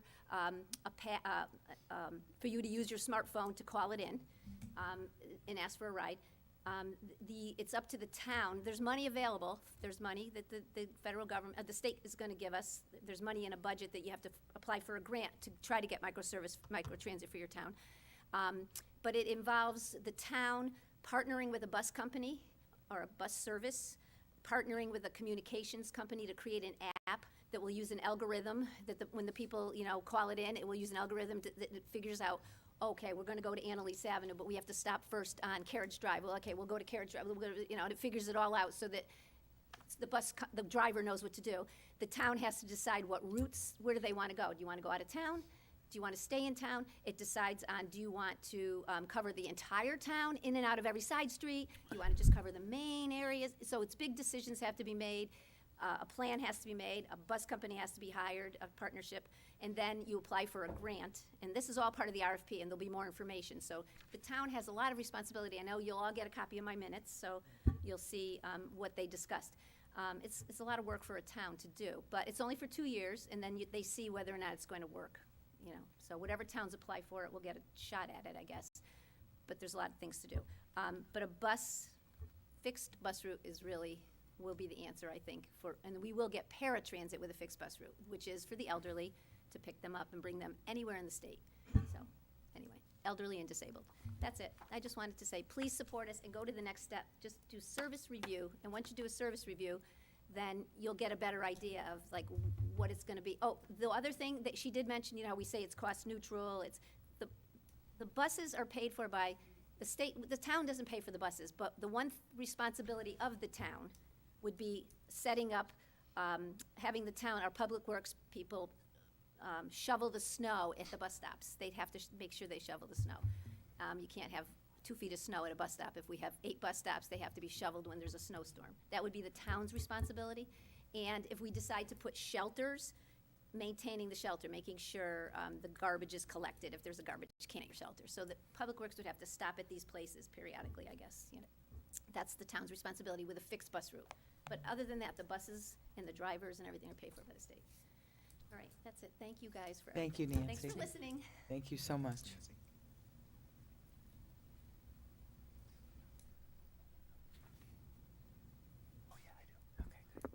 Hi, good evening. Matt Erasmus, 9 Robin Road, Marion, Connecticut. It's the Bermuda Triangle of unowned space in Marion. I'm calling to resolve an issue, hopefully resolve an issue. No one owns a private road named Robin Road. It's probably the only piece of real estate in America that's not owned by anyone or being paid taxes on. So if there's a way to help resolve that problem, I was hoping to come to you guys because no other agency's been really able to help. It was always, as the road continues to degrade in condition, it becomes a greater and greater concern. I've been living there for about 10 years, and it was ho-hum for however long, but now that I'm a father of 3 kids, 4 and under, it's a liability, and I do not have the right to maintain the road. It's not mine. We've still filled holes and maintained sections of it as neighbors, but there's about 5 residents on that road, and sort of looking for a solution. One solution that one of the departments offered was to form an HOA and assume ownership of the road, but I assure you none of us are wealthy nor that foolish. So we're all very open to creative solutions and not turning it into I understand how expensive a real road is. We don't require that. If it was some type of access driveway or whatever, but I figured I'd bring on the behalf of the neighbors of Robin Road to our issue to you guys. I want to ask a question. Do they plow your road? Does the town plow your road? Nobody, no. Nobody. Okay. This is the road off This of goes Madam- back, this goes back a Yeah. long way. In fact, when I was town attorney 25 years ago, I looked at this property. What happened was if I remember correctly, it goes back 25 years, but at one time, a property owner owned the house and the strip on there. I don't know which house it was, but as it was transferred, the house was transferred without the strip. So it's owned by a person who no longer owned the house probably 20 years ago. So the strip, and of course, it's not owned by anyone who isn't there anymore. If it's the same property, I remember, because I have a file on it somewhere, but that's exactly what happened. It was a private strip. At the time, all the property owners were doing whatever they had to do for joint maintenance. The house was sold, and when it was sold, the strip wasn't included. So it becomes an orphan strip. So those people who owned it 20 years ago obviously aren't paying taxes on it anymore, so therefore it's a strip. So I won't speak as an attorney, but the fact of the matter is you and your neighbors are probably looking at a quiet title action where somebody or all of you became title to it.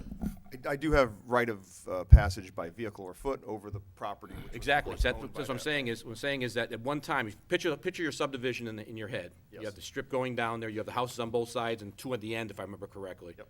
Oh, memory's better than I thought. So I think the house, all the way on the end, the left-hand side, owned the strip way back when, 20, 30, 40, 50 years ago.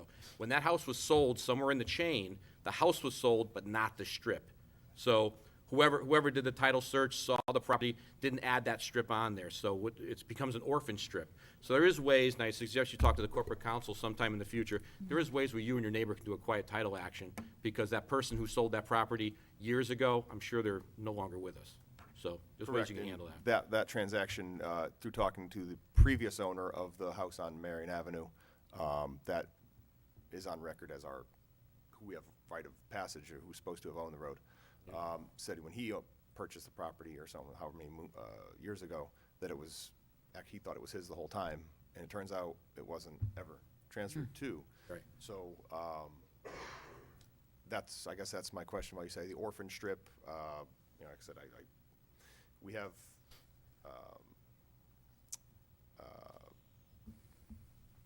Like I said, the right of passage part, but Right. if it's right of passage, I have the right to, my interpretation is, if I have the right to pass, The right to within a foot maintain. of snow, Yeah, you have my the right to right is infringed on. Yeah, normally what happens, if this was a new subdivision, we have several subdivisions that share what's called a right of passage.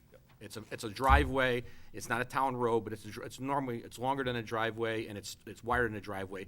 And if it's done now, the person who does the development will then take an agreement, it's called a maintenance agreement, and each property owner, when they buy the property, are subject to that maintenance agreement. Now, I'm talking like a lawyer, I shouldn't be doing this, but the fact of the matter is that each of you take a percentage of the maintenance of it.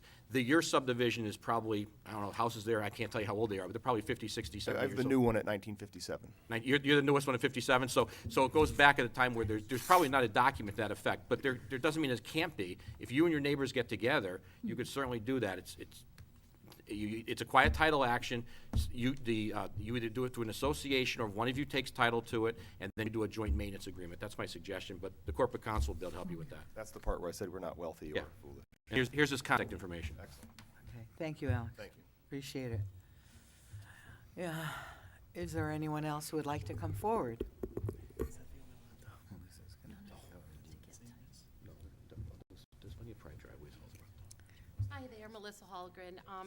I'm a Southington resident at Birchcrest Drive, but I'm actually here on behalf of the Salvation Army to thank everyone in this town on behalf of the Central Connecticut chapter, of which I am the treasurer. Southington brought in for Southington just over $20,000 this year at Christmas. great. So thank you all that Congratulations. participated, and a heartfelt thank you goes to Robin Talley at Social Services. She is a thankless volunteer who does not get enough recognition. She collected every penny of that money daily during the entire kettlebell.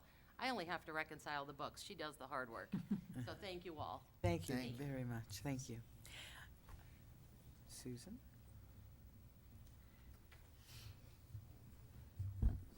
Susan Zabahansky, Working Street in Plantsville. I just want to, I keep hearing that this audit is mandated by the state. I want to kind of correct that. I've heard it come out that way a couple times from the dais.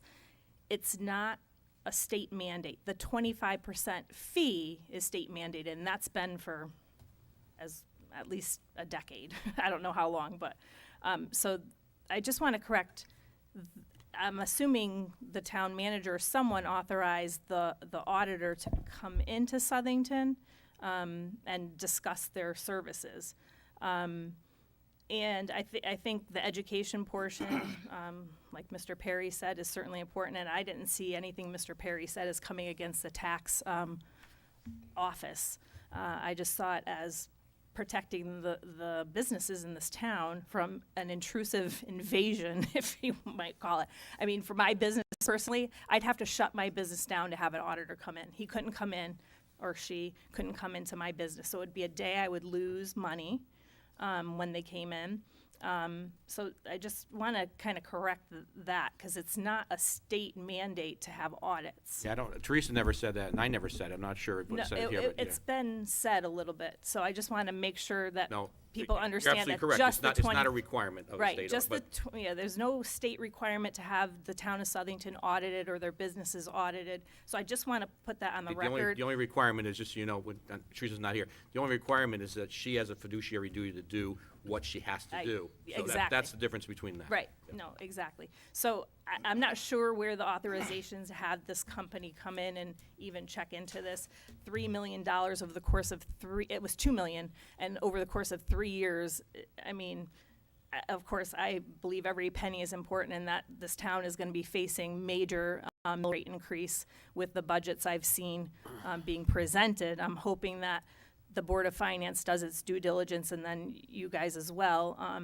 And then, we're talking about putting buses in, and there was one first saying it was cost sharing, and now saying it's cost neutral. So, I mean, every penny needs to be looked at. I mean, we're facing a 3 to 5 mill rate increase if we approve things the way they are.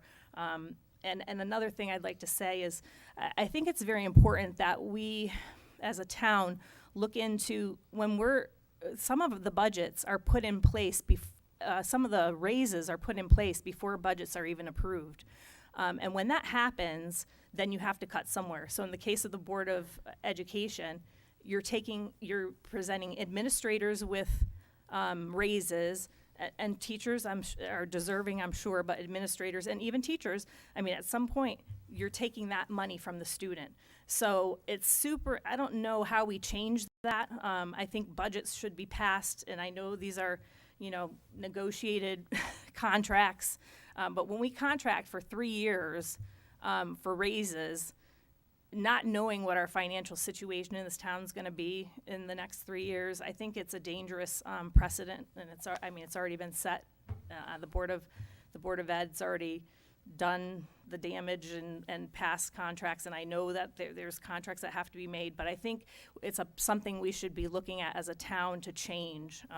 I think a budget with projected increases should be proposed before we're signing contracts. Without having money in place. So that's just something I wanted to say.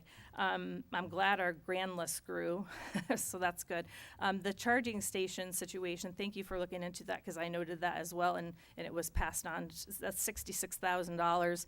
And people buy electric cars.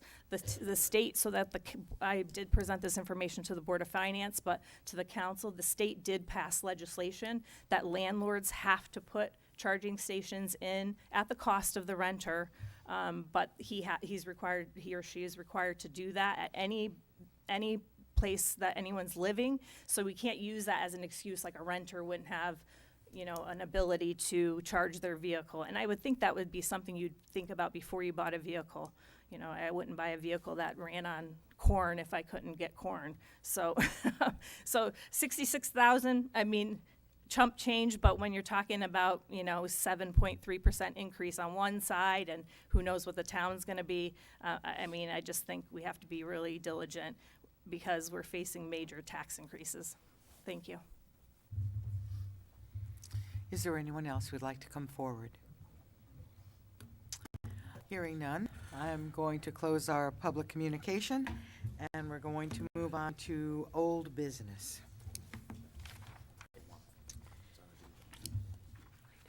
Item A, action on the report of the Board of Finance. Madam Chair, I'll make a motion to approve that, just with the clarity that Section 5B, that the charging stations are not yet approved. A second, Madam Chair. Very good. Any discussion? Hearing none, all those in favor signify by saying aye. Aye. Any opposed? Passes unanimously. Thank you. Action on Public Works Union Contract Local 1303-26 of Council Number 4, AFSCME AFL-CIO. I'll make a motion to approve as presented this Second. evening. Chris, and seconded I'll seconded second. by Mike. Thank you very much. Is there any discussion on this? Hearing none. Madam Chair, thanks to all parties for working with towards an amicable Yep. point point in the contract negotiations. So noted. Because it involves money, I'd like to have a roll call on this one. Chaplinsky. Yes? Del Santo. Yes. DiPaolo. Yes. Petzik. Yes. Lombardi. Yes. Morelli. Yes. Palmieri. Yes. Perry. Yes. Triano. Yes. Thank you, everyone. Item C, action on recommendation for Rec Park Pool House. Madam Chair, I'll make a motion to approve. Okay? Madam Chair, I'll second, and just for the record, it's Millennium Builders in the amount of $576,426, which includes contingency. Very good. Is there discussion on this matter? Hearing none, let's call the roll, please, Kathy. Chaplinsky.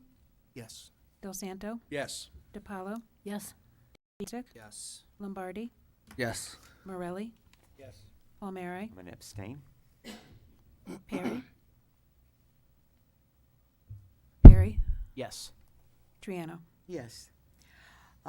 Action D, action on the aerial operator, AFG grant. Madam Chair, I'll proudly make a motion to support that in the amount of $143,360, which is a 90-10 grant, 90% federal, 10% local. You said Second, I'll Madam Chair. probably make that motion. I said I proudly Oh, make that motion. proudly. I thought you said probably. Val, you I'll second. seconded it, is that right?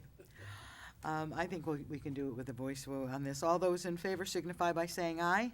Aye. Any opposed? It passes unanimously. grant. What's that? Matter that it's a grant for an overlay school. Do we need a roll call, Mark? Mark, Be safe and do a roll call. okay.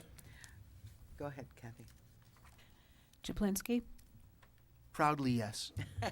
Del Santo. Yes. DiPaolo. Yes. Petzik. Yes.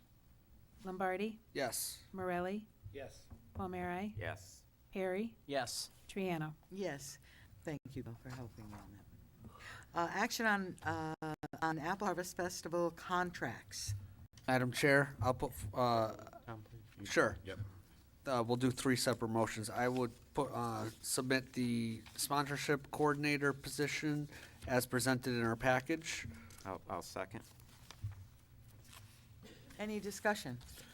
Just to note that there's no change in this contract, it's the same as. Yeah, actually, Slight change. actually, yeah, there was one minor, I'll call it an administrative change. Right. The last bullet point just has two stipulations, just in case the festival is canceled, as we saw like in 2020 with COVID. But it was just a wording change, very minor.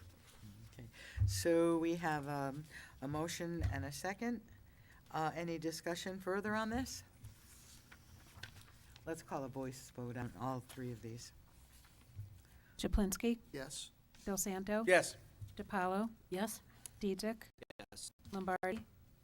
Yes. Morelli. Yes. Palmieri. Yes. Perry. Yes. Triano. Yes. Second one, Tom? Yes, thank you, Madam Chair. I would like to submit the contract for the Apple Harvest Lead Coordinator as presented in our package. And for the record, this is for David LaPre, who's been in this role since 2019 and has done a fantastic job for the festival. I'll second, Madam Chair. Very good. Any further discussion? Yep, Jack? Yes, Madam Chair, thank you. So, I guess my question is, I see that this is the only, out of the three contracts, it's the only one that's increasing. And when you break it down to percentages, it's a 23% increase in the stipend. And again, with the festival only making $7 last year, and this, being a town liability at some level, what's the reasoning of giving a 23% increase on a stipend? Yep. We discussed this at the Apple Harvest Committee, and the festival coordinator has held the same price for his services since 2019 when he took over. Prior to 2019, we were paying $25,000 for one individual to do this job. So in terms of the financial health of the festival, it's extremely healthy. We have $119,000 in the fund balance. Myself, I think that this is a very fair price for the amount of work that goes into it throughout the year. And I think the committee felt the same way, and it was a unanimous selection. I certainly don't think that we should go through the processes and send it out to bid over $2,500 when we have somebody in place who's done a phenomenal job. Was it 3,500 increase or 2,500 increase? It was a $3,500 increase. Oh, I'm sorry. Did I say 2,500? Yeah. I'm sorry. I believe so. Yeah, it went from 15,000 to 18,500. And Madam Chair, if I may? Yes, go ahead. Tom, just for clarifications, Mm-hmm.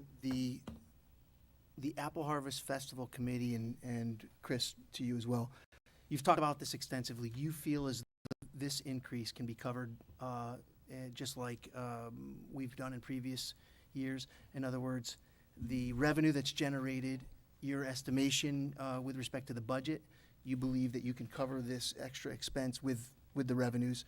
And then the second part of the question is, just to reiterate for everybody, all of the expenses are paid for by revenues from the Apple Harvest Festival. These are not taxpayer funds being used. That's correct. We take all of the expenses that we predict to have, which would, this 18,500 would be factored in, and we expect to break even or possibly make a profit. That doesn't always happen, but I actually handed it in for the record earlier. Now, if there is a loss during a certain year, that does not cost the taxpayers money at this time, because the Apple Harvest Committee has a fund balance of $119,000.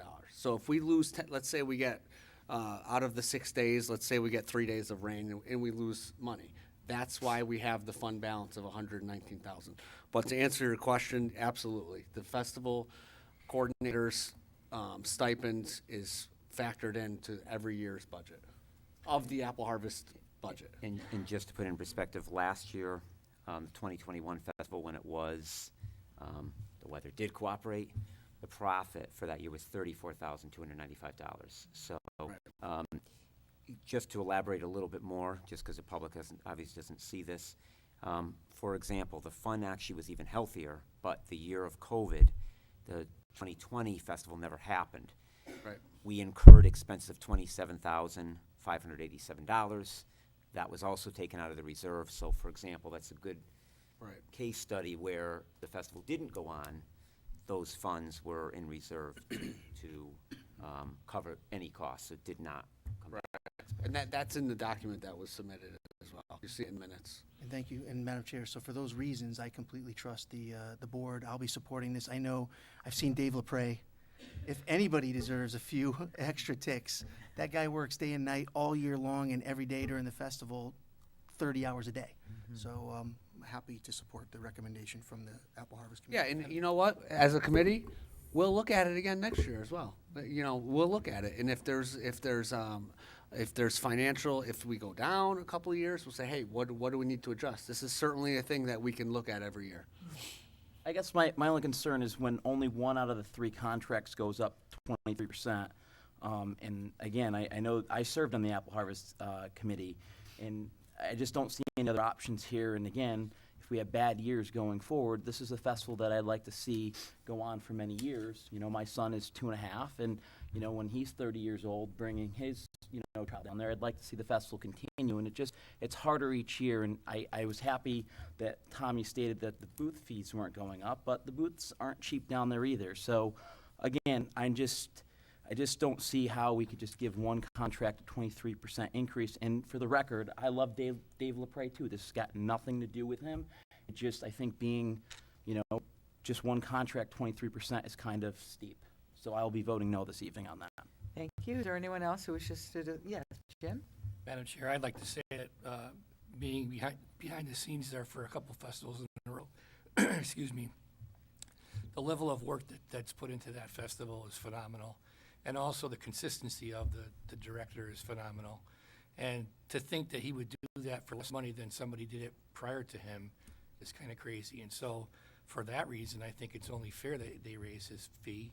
And again, because it has nothing to do with the town per se, I see why there'd be no reason to approve that.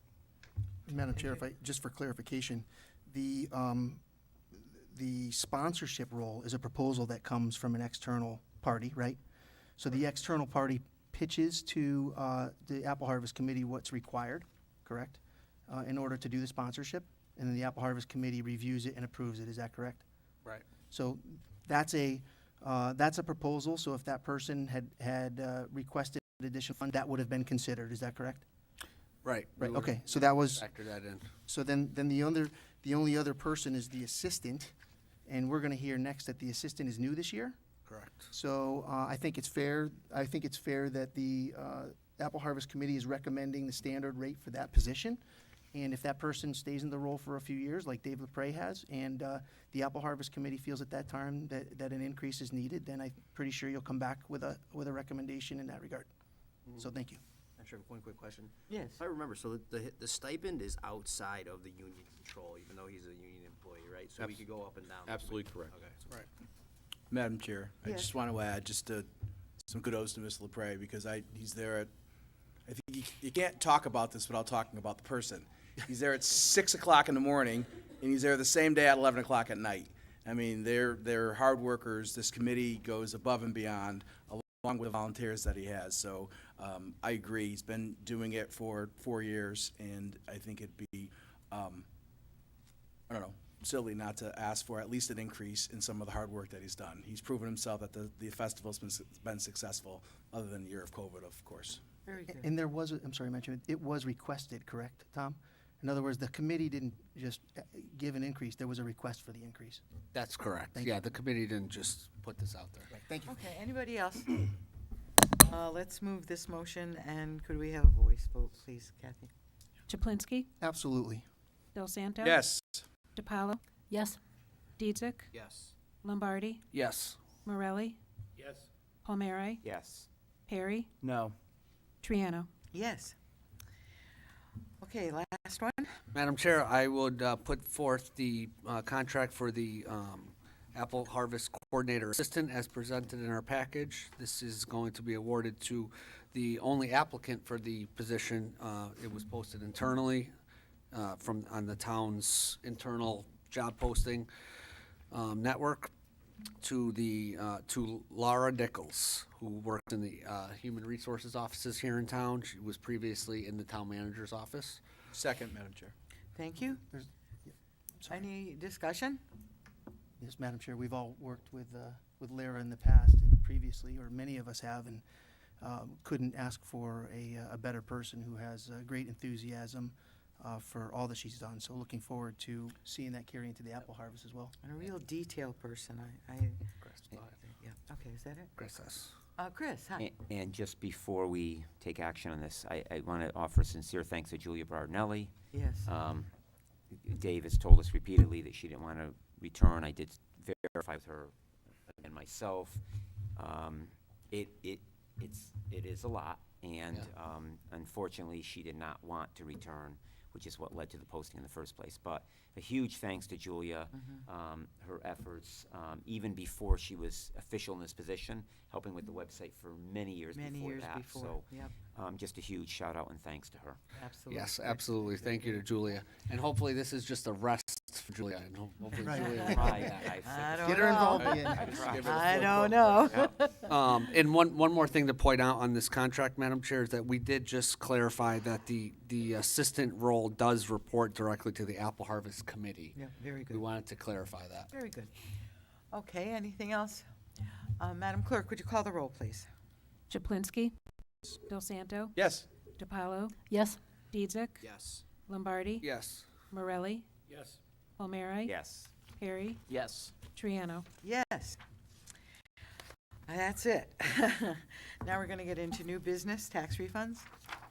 Madam Chair, I make a motion to approve the tax refunds that are presented in our packet. Second. I have a second. All those in favor signify by saying aye. Aye. Any opposed? That motion carries unanimously. Okay, item B, appointment of the Fair Rent Commission. May I have a motion and a little clarification, please? We will be taking each position individually. Is that appropriate, Alex? That works for me. If you want to just run down the list, I've got a list prepared based off the ordinance. I can share it if anybody wants it, just to go so we stay in order. Yes, that would be fine. So first member, so there's 5 regular members, and then there'll be another list of 3 alternate members. So the first, and then there's also a list of expiration terms, because this board wanted staggered terms. So I propose that 3 of the regular members have initial 4-year terms. 2 of the regular members have 2-year terms. 2 of the alternate members have 2-year terms, and then 1 of the alternate members has a 4-year term. 2 years from now, those 2-year terms will convert to be reappointed in 4-year terms. Yep. So it'll be every 2 years, you'll appoint for 4 years, just like planning and zoning. and Zoning Board of Appeals. So the way I envision, I read it, it should function the same way as ZBA. If you're happy, I can go down the list. Excuse me, Alex, can you just go back to the alternates? What did you say? 1 member would be? 4-year. A 4-year? 1 member would be a 4-year, 2 members would be 2 years. Thank you. Initially, yeah. Initially, yep. Alex, I have it right here. Okay, Is that's yours, I think, right? I believe so. Should be, yeah. Okay, if I get off track, please. Sure, I'll keep track. Okay, thank you so much, that's good. All right. All right. The first position is the residential landlord. It's a regular position, and the term expires in 2027. Madam Chair? Yes. I would put forth the name of Michael Bunko of Hobart Street. Mr. Bunko is a retired school teacher, and he's currently a residential landlord. Very good. Second, Madam Chair. I have a motion and a second. Any discussion? Any other names? Madam Chair? Yes? I got a quick question. So how many are going to be residential of the 5 regular? So, the general member is, I think is what you're talking about? Yeah. There's 3 general members that are regular members, That are not landlords. Right. that are not Or landlords, tenant. not tenants. Landlord or Right. tenant. And then 2 of them are tenants? No, one One tenant. tenant, One tenant, 1 landlord, others. got it. one landlord, And all are residential. and all, And all residential, right? right. Okay. And then how about the alternates? I apologize, this should have Okay, been. for alternates, we have 3 alternates, and 2 are residential, and 1, no, I'm sorry. 1 landlord, 1 tenant. 1 landlord, 1 tenant, and 1 General. general member. I have it down. That's all spelled out in the Fair Rent Commission in section 1B. Yep. These are the 5. That's what I said. Okay, so we have a name on the floor which has been seconded. Any further discussion? All those in favor of putting Mike Bunko on as the residential landlord for the committee signify by saying aye. Aye. Any opposed? That passes unanimously. Congratulations, Mr. Bunko. The resident tenant is a regular member, and this person will be on until February of 2027. May I have a nomination, please? Madam Chair, Yes. I'd like to place the name forth of Susan Zabahansky from 28 Working Street. Second? Yes, she's a small business owner in town and a tenant. Yeah, okay, and you seconded that, Paul? Are there any other members, any other names that we would put in? Hearing none? Madam Chair. I'm sorry, sure. This is the tenant, this is for the 5-member Regular board. tenant. There's another tenant though, right? There is No, alternate. there's an alternate tenant. Okay. So we'd like to nominate, I thought we were going to be able to have the 2 tenants. We have a residential tenant, which is 1 member of the 5-member commission. Okay, so, We only have 1 tenant on the 5-member commission. right, So the member for our side could be just the regular member. Yeah, correct. No, No, this is There's the a, right. no, there's 3 regular members that are Right. not tenants and not landlords. right. Then there's a tenant and a landlord. There's 5. So one landlord, one tenant, Tenant, and three three, Three general, three who are not landlords or not tenants, correct? right. Is that what you said? Well, Chris No, wanted no. to. That's what you said, right. I'm sorry, but Chris wanted to ask. Right, so you would share for our site to look for a tenant Alternative. and an alternate tenant. So a tenant from our side For of the the member. 5, and then an alternate tenant. So that's what we did. Well, either I said it incorrectly, Okay. or you heard it incorrectly, and I'm not saying I could have made a mistake or whatever. Right now, we have a residential tenant, and we have a nomination.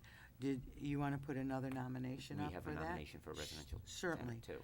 So, go ahead, why don't you make your motion then, and then we'll vote.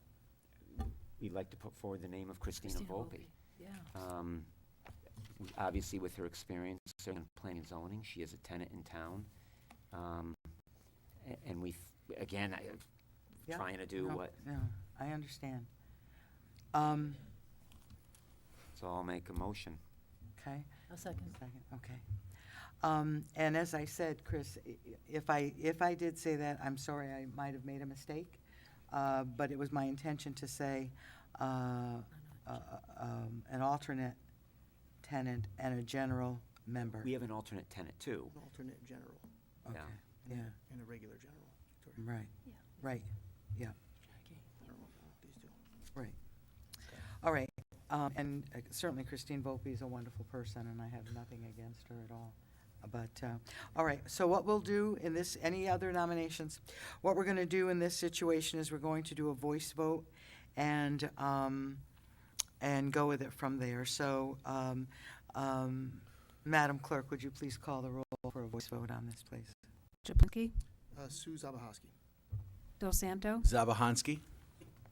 DiPaolo, Christina Volpe. Dietzick, Sue. Lombardi, Sue Zabahansky. Morelli, Zabahansky. Palmieri, Christina Volpe. Perry, Christina Volpe. Triano. Zabahansky. Thank you, everyone. And, okay. Now for the next position is the general member. It's a regular spot, and that person will serve until February of 2027. May I have a name? I will put forward the name Scott Matney of Welch Road.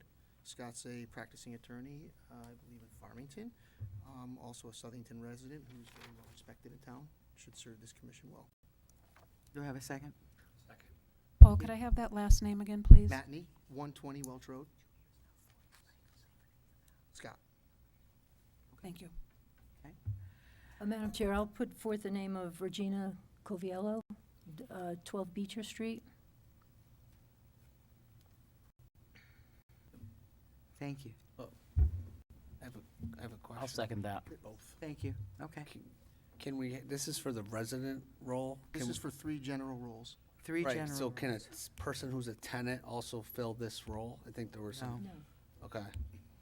So I think, isn't your nomination a tenant? she's not. Oh, okay, I thought, Just, I just thought for, she came up and said she was It before. can't be a tenant or landlord, those three can. Right. Has to just be a Okay. home, just a So- homeowner. No, I just wanted to make sure, because there was confusion on that. Okay. just for point of clarification, do you have 2 more general members? Because I think you said you weren't coming with general members? These were prepared just in case. Okay. Christina was our Yeah. person. We thought we These were had 2 just, tenants. these were just in case. So do you have 2 more? Because I, want to make sure that there's room. Well, So- I think this spot is, there's gonna be a spot for us, with what Yes. you Yes. said, so. Yeah, so the question is, do certainly- you have 2 more? Because if you do have 2 more, then we'll go each one name by name, but if you don't, then I'll withdraw this one and we'll do the next one. Well, if you withdraw this one, then we'll keep, Right, and then you you'll can go take with the ours. next Yeah, one. you go put- with our- Yeah, you put Regina up for the next one and we'll take this one.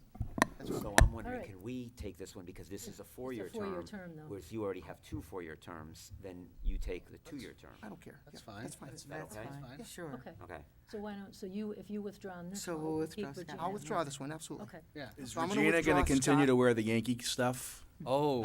Yes. I would hope so. Yes, she I'm is. is. Sorry, That's a Regina, I joke. didn't notice Yes. that. Yeah. Sorry. I'm gonna read, absolutely. Just joking. Okay, so just for clarification right now. I will withdraw Scott Matney You're going to from this. withdraw Scott Matney, and Jim, you're going to also withdraw your second, not Yes. Scott Matney.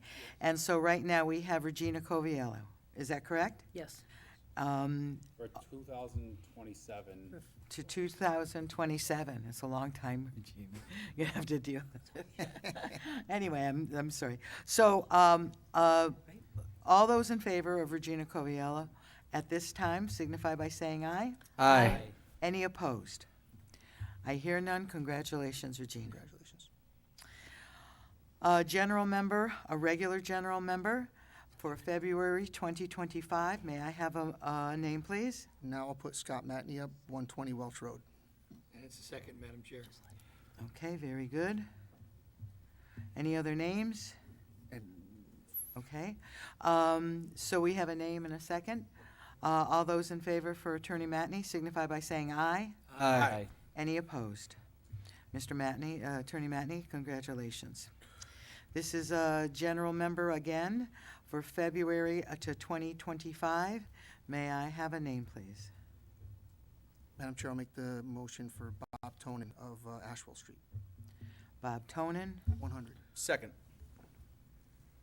Okay, there's a name and a second for Bob Tonin. Are there any other names? Hearing none, all those in favor signify by saying aye. Aye. Aye. Any opposed? Congratulations, Mr. Tonin. Now we're going on to the alternates. So for the residential landlord alternate, Madam going Chair. to 2025, go ahead, Mike. Sorry, Madam Chair, I'd like to place the name for Mr. Michael Krasinski, who lives at 27 Hitching Post Road in town. He's an IT specialist. Very good. Do I have a second? Second. Very good. Any other names? Hearing none, all those in favor signify by saying aye for Mr. Mike Krasinski. Aye. Any opposed? Thank you. Congratulations, Mr. Krasinski. A residential tenant alternate for February, till February 2025. Madam Chair, I'll put forward the name of John Hallgren, 137 Liberty Street. Do I have a second? Do I have a second? I'll second that. Thank you. Discussion? Yes. I thought, you just said we had this spot, You just said you were giving us the the tenant alternate tenant. Is there a- Oh. Remember? Yes. You just said that. Yeah. So, again, I'd like to nominate Christina Volpe now because we switched for the full spot as the alternate spot. Again, I was just trying to do. I understand. Okay. So,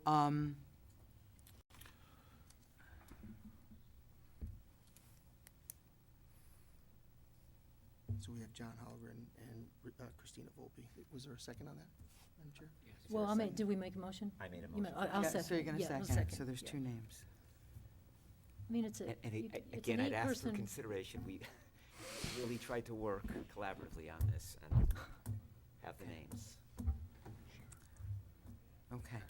I think that there's trying to be have a landlord and a tenant, so we have a residential Tenant, landlord alternate and a tenant alternate. right, right. Sounds like there was some confusion There between was what some a tenant confusion. and a general Okay. member is. I'm not sure where the confusion lies. I don't either, but. Confusion was the message. Okay, so, we're going to go with the two names at this point, correct? We have two names. We have John Halgren and we have Christina Volpe. Okay, And just confirm that's through 2025. to 2025, that's correct. Any other discussion on this? Any more discussion on this? Well, I guess, Madam Chair, what was when you left the message for Chris, what was your intent? How many? Yeah, things transpired nominations were you evidently, gonna yeah. give yeah. us? Even tonight, you said. I mean, it's there's 8 members here. No, that's right. And just to clarify, tonight, when we said Christina as a You just said- tenant, you said, no, I meant as an fair, alternate, Chris. so now we're That's nominating her exactly as right. an That's alternate. fair. right, You that's have, you correct. bring up a good point. And this may be something we might want to look, we said that we were going to review the regulations in 6 months. So this is kind of it's a complex board because we have 3 different roles. As you know, whereas at other boards, we don't have the role thing. So like you have a tenant and a tenant alternate, a landlord alternate. So it's quite Right, but complex. so we thought Actually- we were appointing the It's fair. tenant regular Yes, and the tenant absolutely. alternate, which was It sounds like there was some wires crossed Right. between between the discussions, whether So are it's we your getting- side or our side. Are we getting the Let me just- alternate general?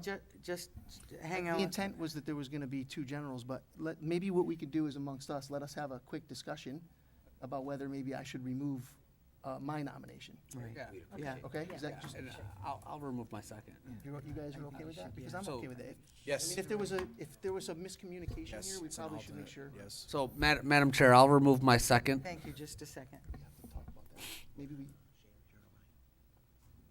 Yeah, yeah. Can you do that? yeah, okay. Yeah, okay, So go we'll ahead. take the general one then. You guys are taking the tenant. Yeah. Okay, fine. So, I'm okay. gonna withdraw my So nomination, Madam Chair. And I'll Further withdraw discussion? my second. Okay, let's go to Now vote. we have Okay, Christina. Christina Volpe. So we're Christina Volpe for the tenant Yes. alternate. All those in favor for Christina Volpe signify by saying aye. Aye. Any That's opposed? 2025. 2025, and it carries unanimously. So just All right, now for the general member alternate. May I have a name, please? Madam Chair, I'll make a motion for Sharon O'Brien. I don't know her address. I'll second that, Madam Chair. Very good. And she's a real estate agent? She's a real estate agent, but not a landlord nor a tenant. Right. And the year of the expiration is? Is 2027. 2027. Okay, are there any other nominations? Thanks for Um, working. Very good. All those in favor signify by saying aye. Aye. Any opposed? Great. Congratulations, Sharon, to 2027. Thank you so much. Thank you, everybody. We have a framework to go, and as Paul has said, you know, we, by the ordinance itself, we can review it to see what's working, what's not working. I would ask Mark that we would send out a copy to all of the members and alternates of the Fair Rent Commission ordinance, and so that they would have that ASAP. And that's it. Madam Chair, if I may. Yeah? The new packet that you're talking about? Everybody's gonna get that brand new packet that we got sent? Packet plus the specific Shiny. ordinance for them. Yeah, that's great. Thank you. Okay. Very good, let's go on.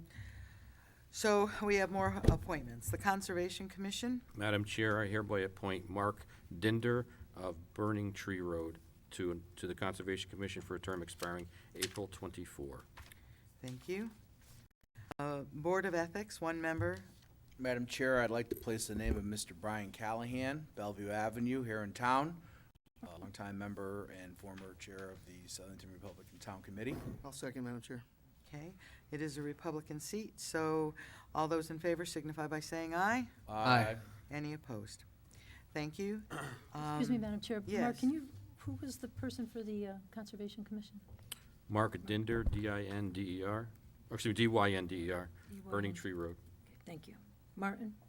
Mark, Mark, M-A-R-C. thank you. We need a commissioner for the persons with disability, one member. Chair, I'd like to make a motion to appoint Todd Ritchie of Chestwood Terrace. Very good. Do I have a Second. second? Good. Anybody else? We have a nomination too that Sure. we enter into consideration. Again, thinking about this board, the makeup of it, there's only one registered Democrat on there.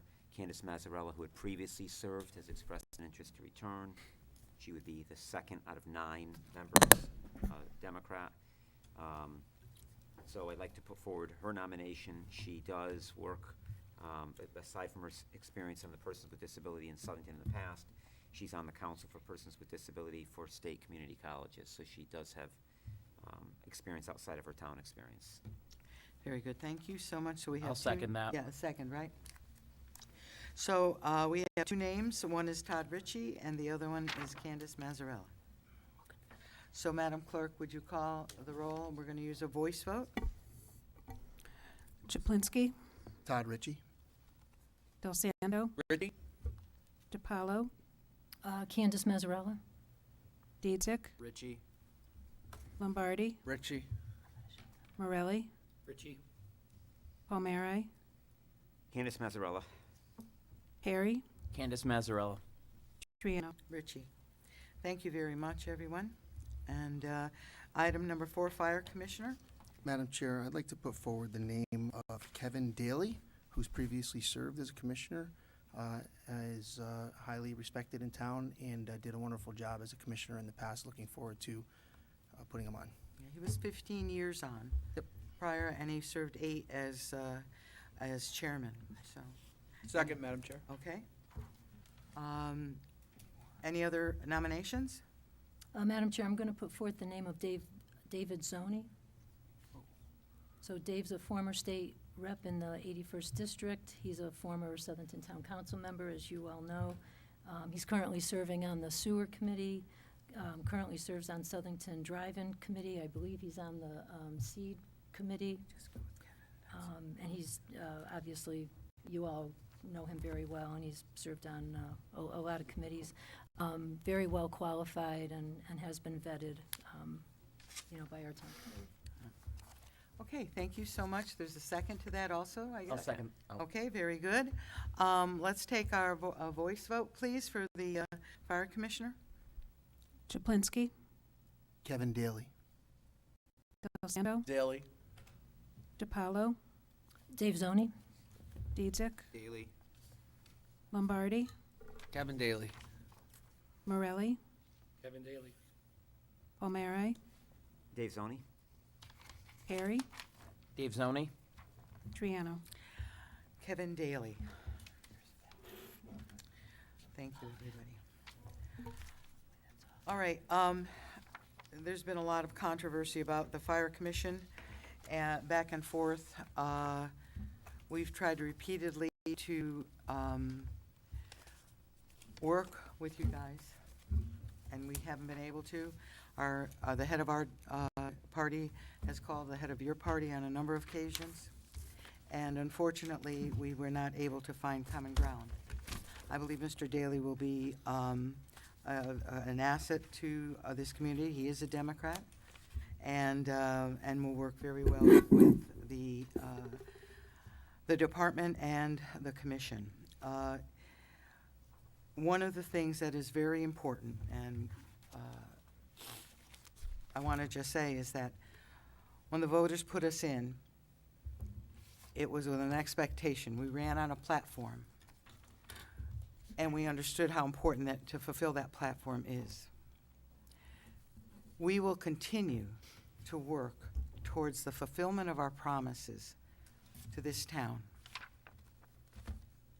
We will work with people who want to work with us. We will continue to do what's best for the departments and for the areas in this town.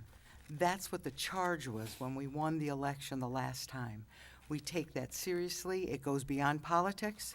As you could see tonight, we put in a very exceptionally qualified Democrat to sit in the Fire Commission. And so, again, I will say publicly that we offer an olive branch out. We were able to work through the Rent Commission, the Fair Rent Commission tonight, collaboratively. If there was a misunderstanding, I took ownership of it. However, we worked together, we got it done. We cannot, nor will we, lower the standard of the people that we put in. If they want to work with us, we will take any consideration. But we are not playing games here. That's it. I have a comment I'd like Fair to enough. make too, please. Just, I wasn't going to make a comment, but. Just a point of order, Madam Chair. There's I no- have every right to speak. Point of I order. have every Given the right floor to I anybody, didn't Madam give the Chair. floor. speak. It's a point of order. The floor is not given to anybody, Madam Chair. I'll make a motion to adjourn. That's unbelievable. You can't take away. I have every right to We're not gonna speak, and continue I'd like to ask There's no our agenda sitting item. in town attorney, if a council member has a comment Madam Chair, this is your before floor. the meeting is adjourned, if that's appropriate for council members to It's speak. horrible. Just horrible. I'm asking the town attorney, or sitting in town attorney. Just out of Council respect. rules do not, what's Just- appropriate and what is allowed are two separate things. The rules don't allow it unless it's allowed by the chair. And the motion to adjourn is non-debatable. as well. Well, and then I'll just say, fine, I won't make my comment, All but those that's in in favor, contradiction to the statement you signify by just saying made, Madam aye. Chair. Opposed? The meeting's adjourned.